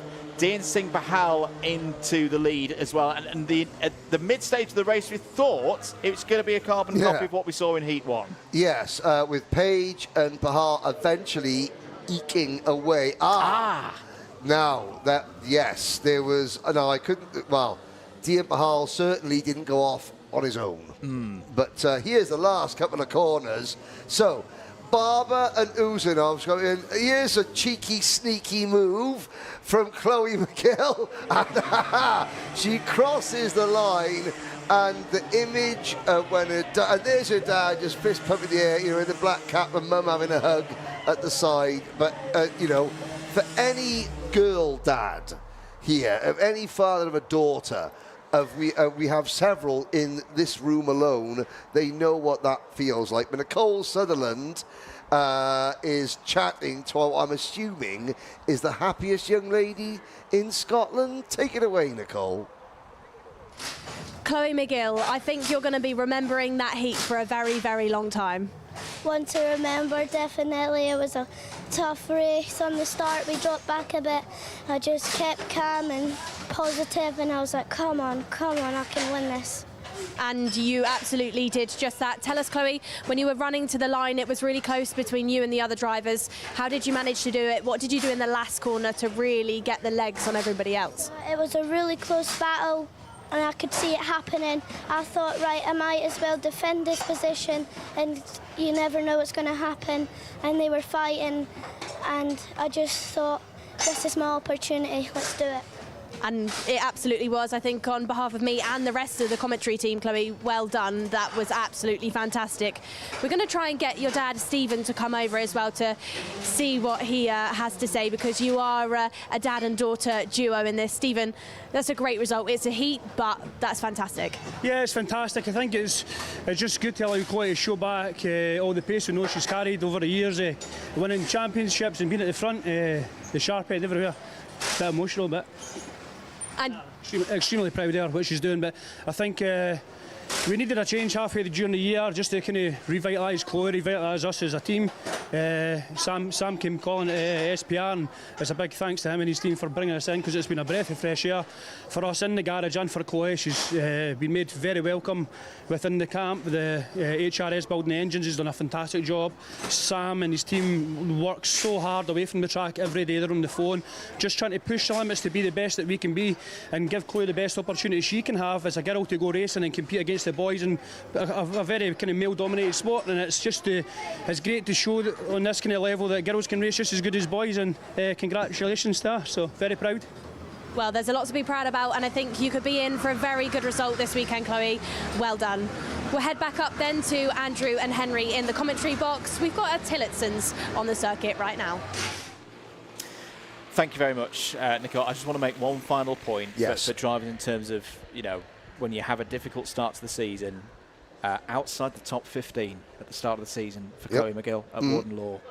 What a turnaround that has been from Chloe and the whole team. Right, let's focus on things for T4. Actually, we're just going to have one more look at this finish, for not just the finish of what's happening on the road, but the whole scene here, Henry. This could be one of the moments of the 2025 season. Now, wheel to wheel, side by side, no one's got the advantage. Uzanov, he's doing everything he can to stay off Barber. You can see him trying he's giving Harris room. Harris runs out the room.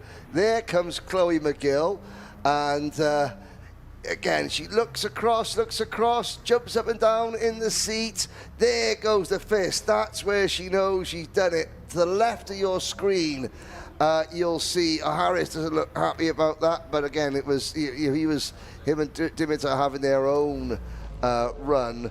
But it's not just that.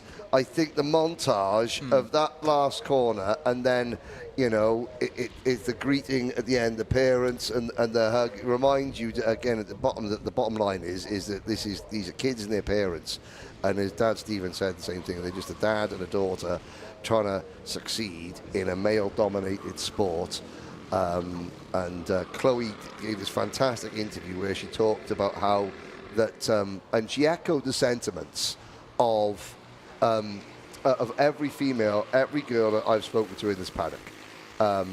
You know, and I've spoken to in both the Rotax and X30. They each say, "Oh, it's raining," and it's raining, and well, they don't say it's raining, but all the girls say that, look, the majority of boys race us just like any other driver, and that's how we want to be raced. He said, but they all say, look, there are some who target us, and they, you know, they say each driver has the different people they know target them. Sometimes it's a couple of drivers, sometimes it's a specific team.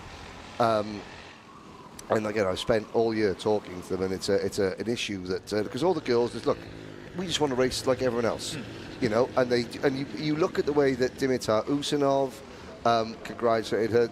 The majority they race Chloe. The fact that she's a girl doesn't make a difference, you know. And that's the way it should be.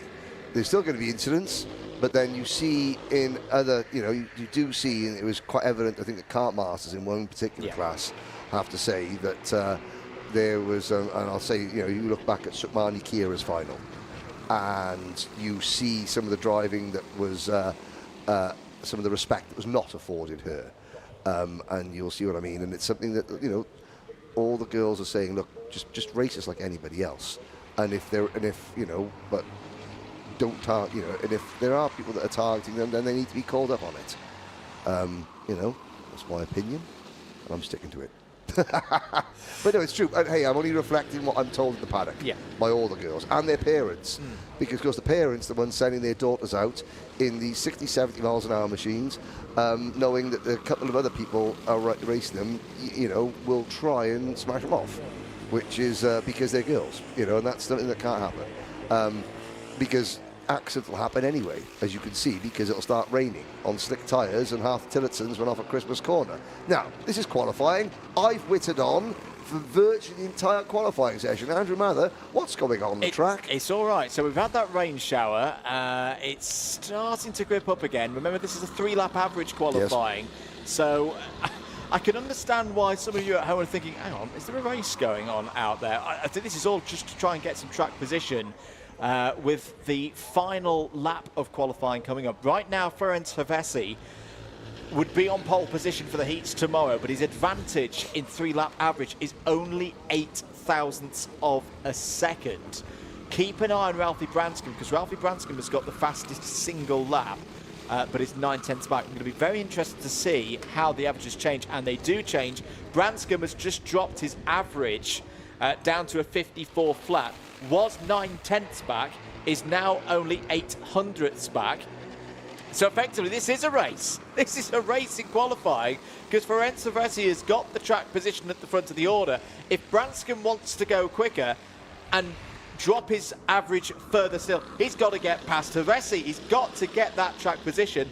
Likewise with Sam Chilton, who's just moved himself up to 3rd place on the road. So it's Hevesi, Branscombe, Legg, Chilton. Branscombe is going for the move. The rain's coming down again. It's doing this pockets thing once more. Half the track it's raining, half the track it's not raining. It's raining up at the top of the circuit again, but down here at the boot, it's fine. It's absolutely fine. This is going to be on the line for who's going to take pole position. It's rained in the final corner recently as well. Does Branscombe take this? Does it stay as it is? It does. It just stays as it is. That late rain shower again holds everyone's 3-lap average as it was at the end of the 6th lap. Look what at a that. crazy qualifying that sees the number 77 of Ferenc Hevesi in the red suit, the white helmet there, second in line on pole. Branscombe will start alongside on the front row. Ronnie Legg and Sam Chilton on row 2. Amelie Ackitts and Pierre Carnet on row 3. Harry Gardner did not go out. There's a rainbow over the circuit. All is right with the world. Over the rainbow. There are 6 drivers with very wet race suits whose mums are all going to have to dry clean them overnight. I don't think I've ever seen a qualifying practice like that before, Henry. No, I haven't. And I apologise for what I'm seeing. But again, you know, look at, now that's art. Now that's art. Look at it. It's like the rainbow is holding the black clouds away from us all. Blue underneath, you know. That's remarkable. Literally, you know. It's, you know, when you do colouring in school, and you have like it's like 2 different colour sky with a rainbow in the middle. It's like that. It's like an 8-year-old has coloured the sky. One shade above, ran out of that colour crayon, a different shade below. So, the T4 juniors, they have 2 heats tomorrow, and they will be the first race of the day as well at 10 o'clock local time here in the UK if you're watching overseas. 10:15 for the seniors, 12:10 for the second juniors heat, and then 2:25. And of course, we've got the senior qualifying coming up soon, but I quite enjoyed that. Big news, breaking. Senior Rotax, Heat 1. No. Heat 2, Macaulay Bishop, non-compliance in scrutineering, disqualified. That is going, it just says scrutineering non-compliance. Yep. Don't know what it's for. That is so that major. That could be a pivotal for the championship. Yeah. Yep, because already he missed the opening round, so therefore could not afford a bad result. So let's tie this up round just whilst we are on this developing story. So that'll be a 32-point intermediate score. That will go, well, it'll drop him a long way down the intermediate classification overnight. He will still have a superheat tomorrow, so could fight his way back. But we're likely looking, I'm just having a look at the intermediate classification as things stand. So that drops him from where? Well, it's the front row of the grid. Bishop now down to 15th. Right, which is going to make his job even harder. Yeah. Than getting, so I mean, even if he claws his way up there, he's going to be starting further back in the main event than what he I can see him pushing back up into maybe a top 8 in the intermediate classification, but the big point being he's going to have to carry that, whatever that final intermediate classification result is, be it 15th, 30th, 2nd, whatever, he's going to have to carry it. Count that. Yep, he can't drop it because he's already dropping the entire first round. So there we go. That's a developing story that will keep you up to date on. What have we got next, Henry? We've got another T4 qualifying session, I'd imagine. We have indeed. For the seniors. Well, probably after a chat with one or two of these drivers, one would imagine. But most importantly, of course, this isn't... Oh, look at that. It's a lovely Alpine Stars race suit there. They do nice race suits for Alpine Stars and other bits of racing apparel. Shall we have an advert? Go on then, why not?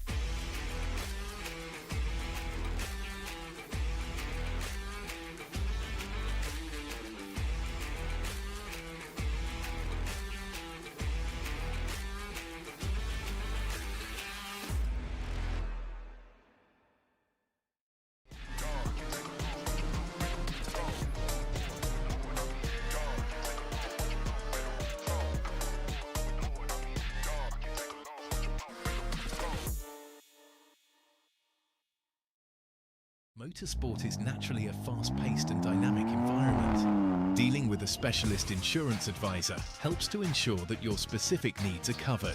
We have access to a complete portfolio of products including personal accident, on-track damage, property and event liabilities and cancellation. We can help drivers, teams and manufacturers, event organisers and circuit owners and venues. Visit marshsport.co.uk/motorsport to find out more.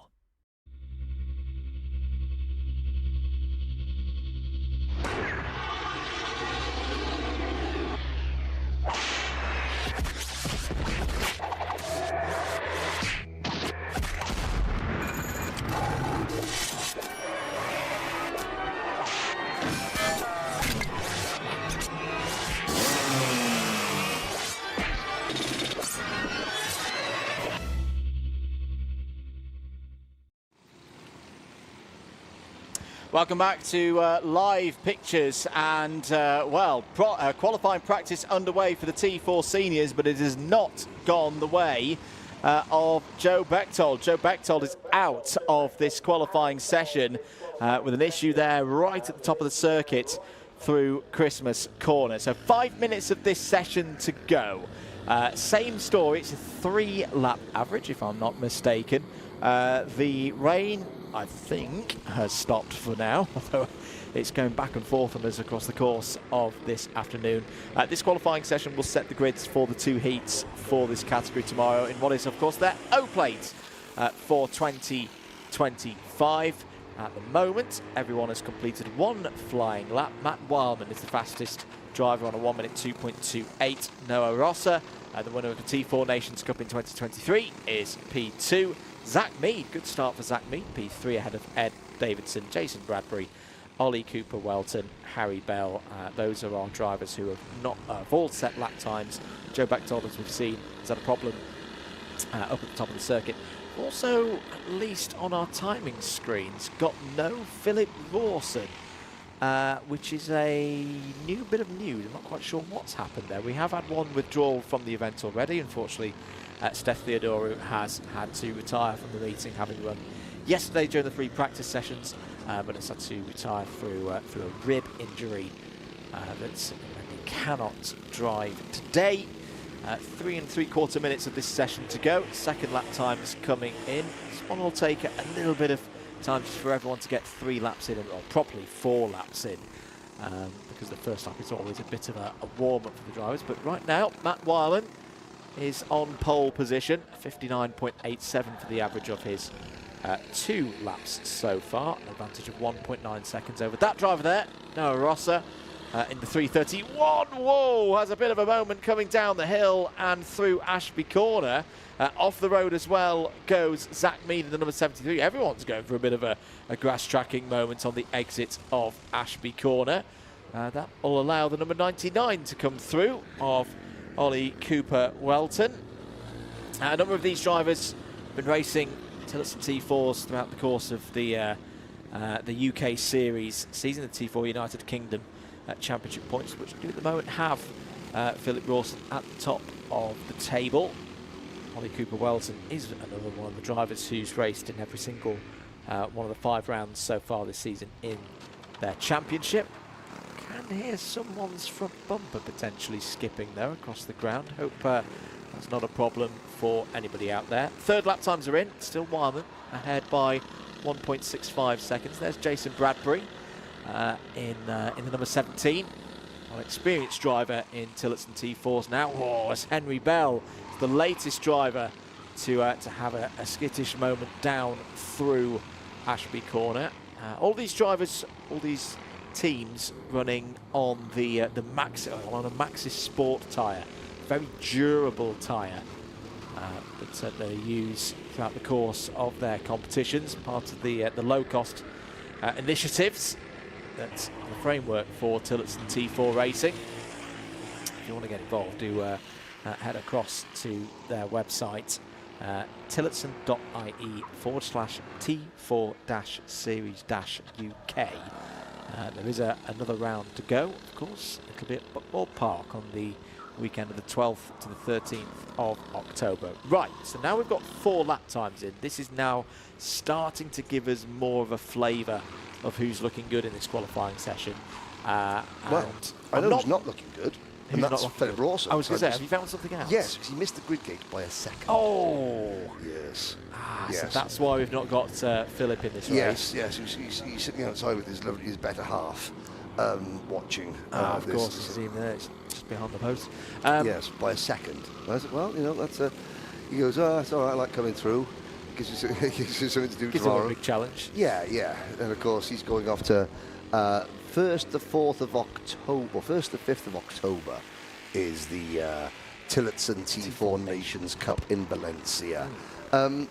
Britain won the... so first of all, Luke Millwood raced for the UK. It was his debut in the UK in 2023. Darren Beavers also raced, he of the Kart Championship fame. Actually got himself out and drove. The last time Darren drove, he drove a banger, as in he used to do banger racing. Yeah, which is interesting. Banger racing to 4-stroke go-karting, very interesting. So yeah, that's going to be in 2023. The Britain were the Nations Cup champions that year. Where did Darren finish? In the senior heavyweight class? In the senior 165. He was... Ooh. Was he in the senior? He could have been in the senior. He couldn't have squeezed himself in the senior. We'll work on that. That's some research for us over. Yeah. Checkered flag is out. These laps are still going on, though. So only Ed Davidson's taking the checkered flag at the moment. Henry Bell could be on for pole here. This is looking pretty good, although Bradbury has gone fastest of anyone through sector number 1. Bell's gone purple through sector number 2. This is going to be right on the line again to see who's going to have pole position for the heats tomorrow. Bradbury takes it at the end there, but loses it to Henry Bell. So how about that? That is an order that would have had pretty long odds after some of the free practice sessions earlier on this morning. Yes. No Rawson, because missed the gate. Rosser third. Jason Bradbury using all of his knowledge from a bit of a arrive and drive, because they don't have wets tyres. Yeah, P2, so and who Henry was Bell on wet P1. tyres? Yeah. So Wildman was on wets, I'm being told. Okay. Yeah, I think that is. Let's have a look there. Well, there's the 24. Yeah, that was Ed Davidson on wet tyres. Let's have a look. No, Matt Wildman was on wet tyres. Yeah, Apologies, yeah. But there we go. There's your number Bradbury 17. was on slicks. Yeah, and Henry Bell was on slicks. And it looks as though, well, I mean, I have to say, the car at the back there, coming in with a white race suit. That's Rosser. No, Wets. Rosser. Those wets, those rear wets now look like slicks. Yep. He's going to be hoping it doesn't rain tomorrow. So again, that your decisions today can affect the outcome tomorrow. Short-term pain, long-term gain. Although, in terms of, there was no short-term pain for Bell and Bradbury, who went out and stayed on slicks. Oh no, Ross is going to get a nose cone as well for his troubles. And there is, who's that walking in? That is So that's Zach. Joe Bechtold, That's the Joe number Bechtold. 18, who had problems and didn't even get to set a lap time. Beavers news. It's 2022. It was 2022, was it? 2022 when Darren ran. Okay. P8 in the final. P8 in the final. So the Tillotsons will run tomorrow for their heats, for the seniors in particular, 10:15 for their first one, and 12:25 for their second one. Their final will be the last race of the day at 3:40. There's Vice City himself. That is a great 80s retro. He's happy with that. Is Henry Bell? Look at that. I really like that as a result. As I say, Yeah, that's in a field of 9 drivers. Yeah. You're looking for as much excitement as possible, and this certainly creates it. Including a driver who, as I say, is a T4 Nations Cup winner. You would have had very short odds on Rosser being on pole, particularly based on the qualifying. On the free practices earlier on today. For reference, Henry was 5th in the qualifying simulation, but he's tamed the conditions, gone brave on the tyre choice of going. I like the way that he's slicks. paying tribute to Chloe McGill in terms of his race suit design as well. Yeah, that's very nice. And there's Minna Lane as well, who'll be presenting, by the looks of it, the pole position trophy award to Henry in a short moment's time. Coming to us here in the box, rainbow stuff. Have we got a? Is that a little bit of a rainbow? A little bit of a rainbow. But ladies and gentlemen, we have one race to go today. That is the last junior Rotax heat. Then the grids will be set for the super heat tomorrow. Now, we've got a paddock show to bring you this evening. We're going to go and record that in and around the paddock shortly after the racing has finished. You can watch the premiere of the paddock show on the Alpha Live YouTube channel tonight. You'll be able to watch the rest of it, or you'll be able to watch it also during tomorrow's broadcast. Tomorrow, Andrew Mather, pray tell, what do we have for the people tomorrow on Saturday? Saturday is finals day. You've got 2 heats each for the Tillotsons. You've then got super heats. Everyone has a super heat tomorrow. The juniors will still be split into 2 super heats, ultimately then going forward with the top 34 in the intermediate classification into the finals. All the other Rotax categories, it's a single super heat. They're all guaranteed a spot on the grid for the finals on Saturday afternoon. Yes. But again, the order in which they are going to be starting those is very much still up for grabs. And then, of course, all the finals as well. Plenty to get involved with in the comments. Do make sure that you have subscribed, of course, to the Karting UK YouTube channel, the Alpha Live YouTube channel. Yes, it's water, not iron brew. Maybe that's why today's felt a little bit. I haven't had enough brew in me, but again, well, trying to cut down on the brew, if I'm being perfectly honest. Keep your comments coming in. As well, say Jensen Hooky mentioning about the lack of orange in the comms box. Well, there is orange juice, but it's orange squash. But yeah, sadly, no, I mean, sure, if there's anyone in the paddock that's got some spare brew, then, you know, I'm not going to turn it down. You know where to come, into the centre of the... yeah, needs must. Well, waistline must, I mean... Remember as well, Wera Tools Wheel Change Challenge tonight. So I say we've got one more race to go here this afternoon. If you're in the paddock, if you can hear us around the paddock, and you want to be this week's challenger for the Wera Tools Wheel Change beat Challenge. Rocco Shenton's best time. You have indeed. It's quite simple. You've just got to change 2 rear tyres. And they should be really good for it today. Yes, because we've been on and off with the rain. Yep. It's wet, soft, dries on one axle, easy as that. Exactly. So yeah, let's see if you can take the challenge. If you want to take the challenge, then you go to the race, the British Kart Championship, the Wera Tools race control. Yep. Building at the end of this race. We'll be filming the paddock show shortly thereafter, and of course, the Wera Tools tyre changing challenge is part of the paddock show. I'm looking at, and of course, it would have just started raining. Let's head down to the pre-grid, because I think Nicole Sutherland has got some updates for us. Oh, go on then. So then, as the rain has started to fall down back on the track once more, I've joined Ben Baker on the grid. Ben, you've got the camera on pre this race. That was a special request by yourself. How come you wanted to have you on board on the live stream? I thought it'd be quite an entertaining race. Had a quite entertaining one, last one, went from 23rd to 8th, so hope we can do the same again. 23rd to 8th, then, you know, tell us about what that's like round this track. You know, it's a busy track. It's a track where a lot of drivers get caught out. How do you manage to make up that many positions that quickly?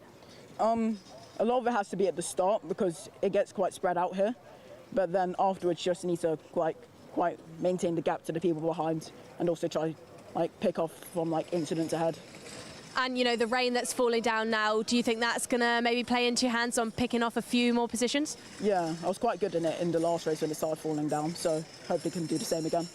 And then this season, then, Ben, you know, it's been a busy one. We're at the penultimate round for Rotax.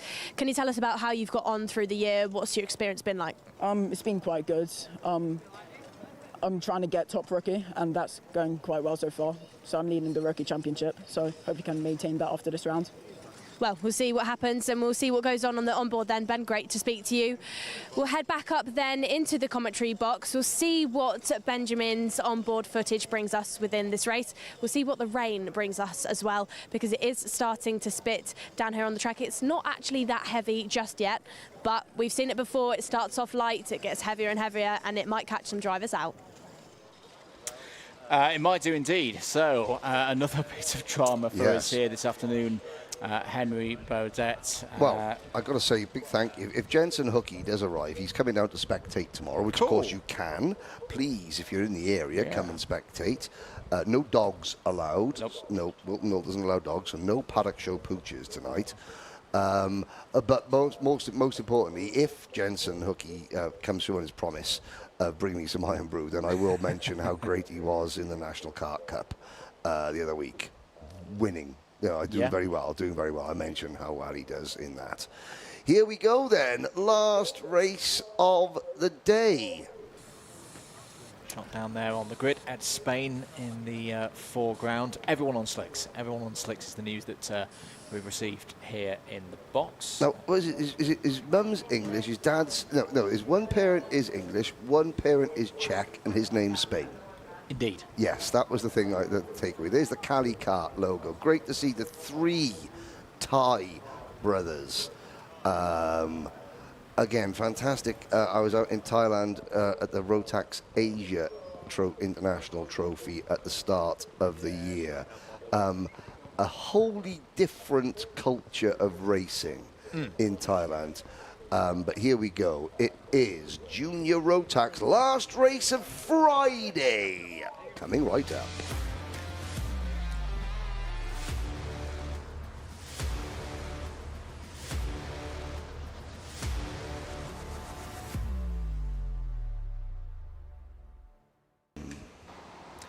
Oh, so my Heat goodness. 3 for Junior Rotax, and yep, the rain has come again. Here is your grid for the final race of the day. Jared Fox, Whiteley and Jacob Ashcroft have the front row of the grid. Joel Dixon-Cohen and Jensen Chalk form up row 2.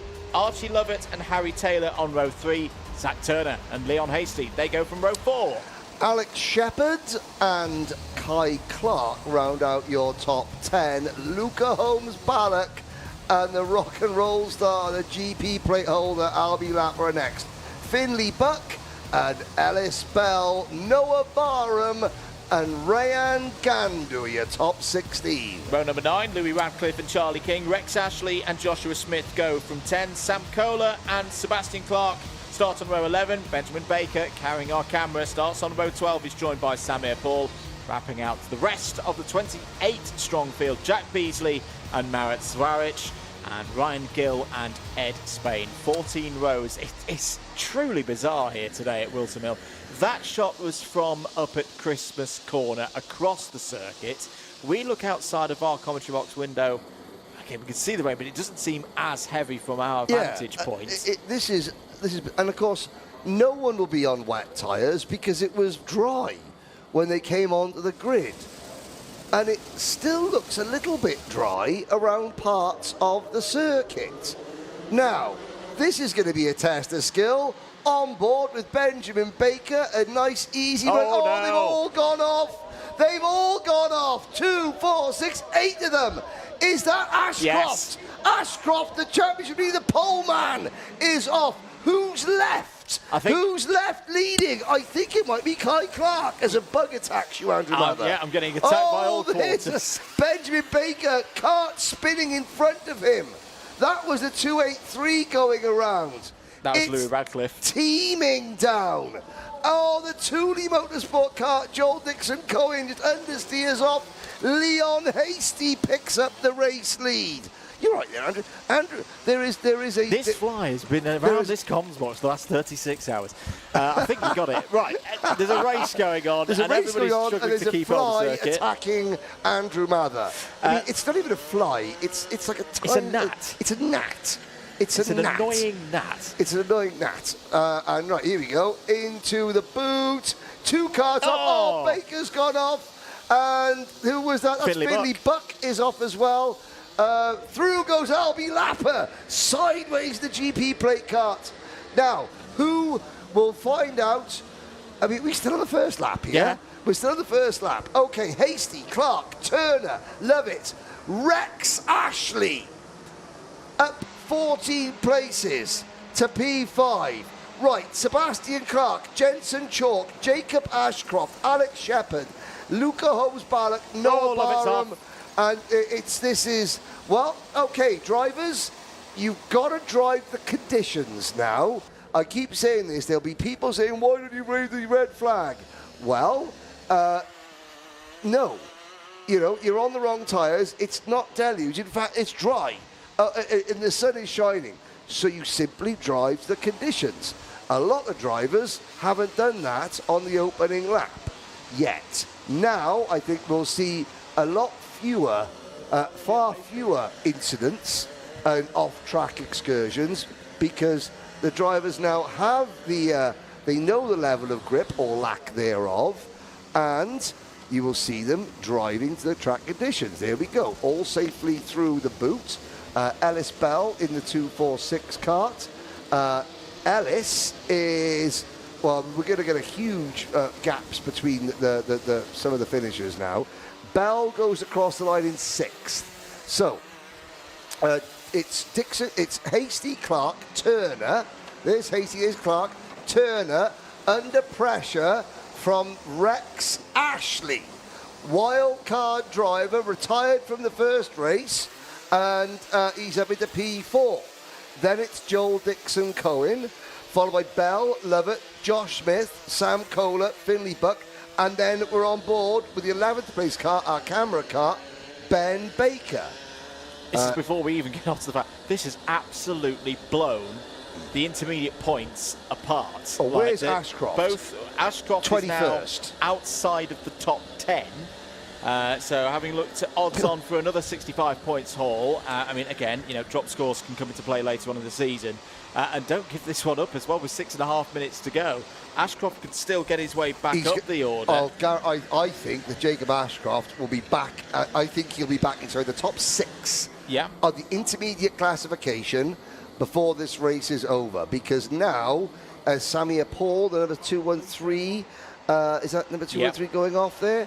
I think now you'll see Ashcroft start moving back up the order. And we've got a battle for the race lead. This is sketchy, ladies and gentlemen. And this is not just for the race lead, this is for pole position in the super heats tomorrow, because right now Hasty is on top in the intermediate points. Clark is second, 1 point back, no longer. That is a really good move from Kai Clark.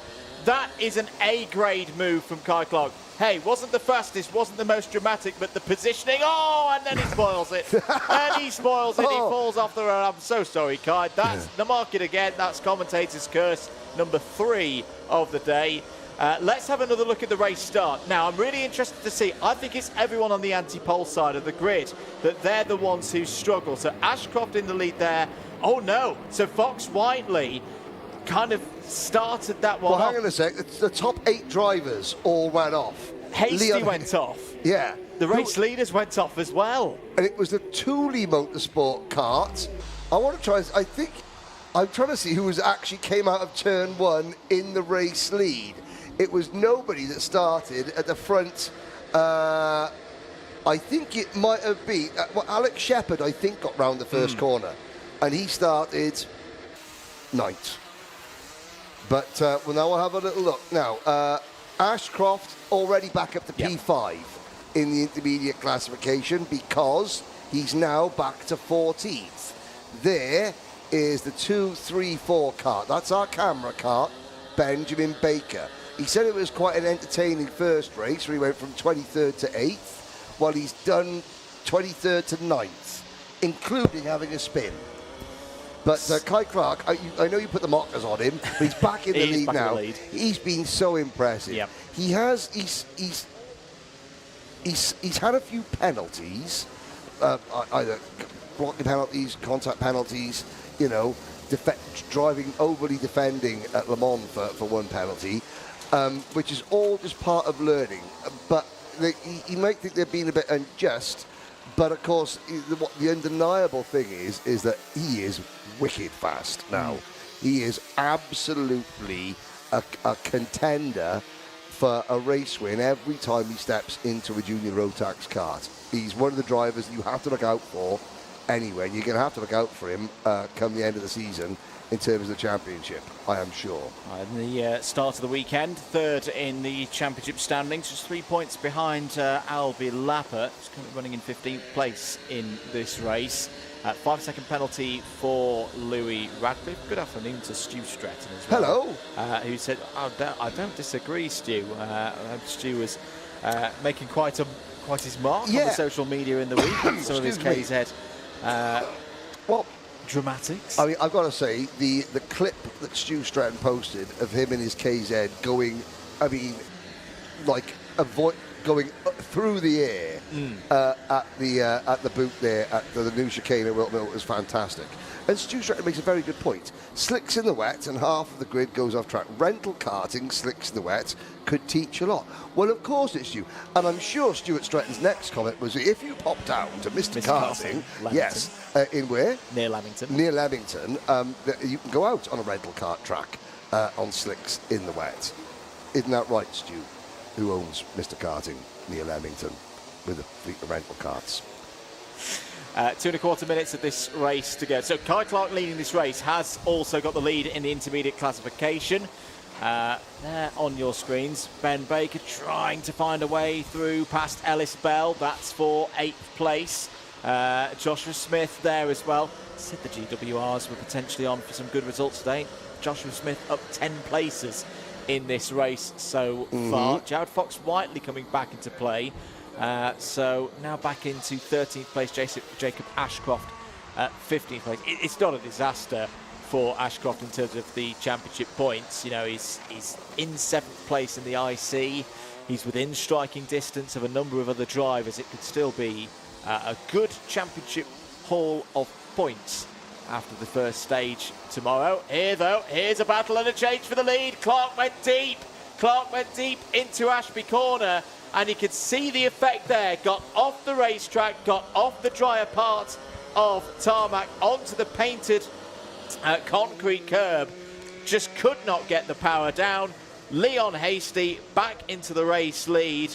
And I know there's been comments about it as well. Yeah, his height, Leon, will be quite helpful in these conditions. Be able to move the kart around, move the weight. As Jack Beasley is gone, will not rejoin by the looks of it. He ends in the grass on driver's left out of turn 2. And yeah, of course, they've lapped. Of course, you got to say they've lapped Mara Zvaric. Who, of course, this will be completely alien territory for Marat in these conditions. But, and that was Ellis Bell going into the back of Archie Lovett, who looked like Archie is backing the field up. And Bell looking to the inside. Bird's eye view of Ellis Bell. Fox Whiteley's off track again. Lovett's got around. He doesn't he look a happy trappy? Does Archie Lovett? No, he's got to be careful when he comes back onto the track. And I think he's gone back on. I think there might be damage there. Josh Smith. Oh yes. There's not a problem there. Now we saw Ellis Bell going for the move from our onboard camera. There is our onboard kart, Benjamin. That's Harry Taylor. I do apologise. Here is Baker. In front is Bell. Up the hill, Josh Smith defends. Over the top now through Inkermans. And down towards Ashby. And look who's caught the back of this group. It's only pole sitter Jacob Ashcroft, who now goes back past Ellis Bell after Ellis runs wide at Ashby. And sitting behind Ashcroft, recovering, is the GP plate holder, Albie Lapper. This is good stuff from the drivers higher up the order. Lapper's gone for the move on Ashcroft.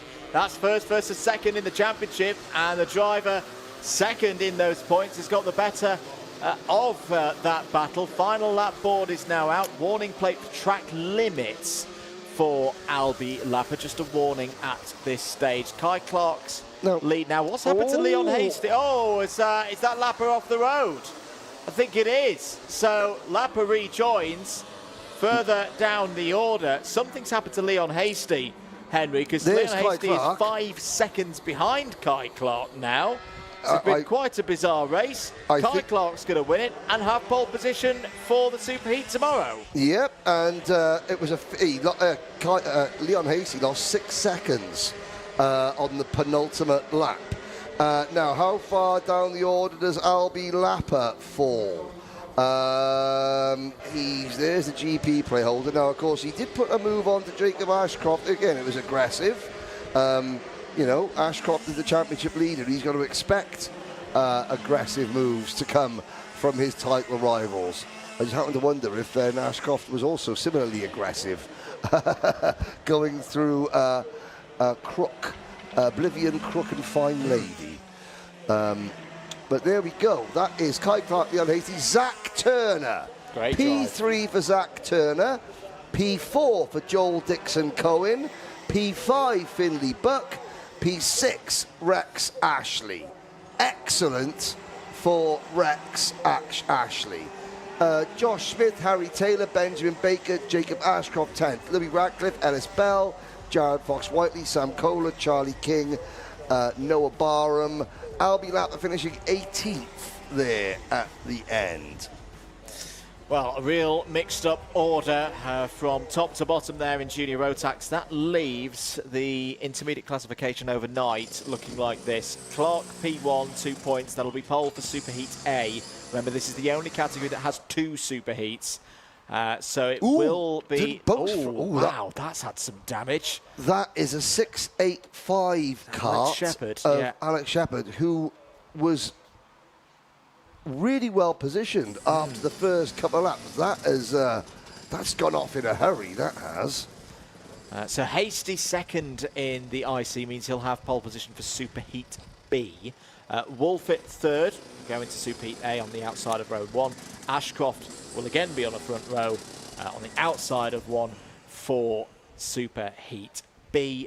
Taylor, Dixon Cohen, Freeman, House, Turner, Radcliffe, Louis Radcliffe, all in the top 10. I will stress those results are provisional because some of those drivers that I've just read out there in that top 10 I've been seeing getting pictures taken, shall we say. This is going to be an interesting highlights reel. Right, here we go. There's the Thule Motorsport car, only half goes off.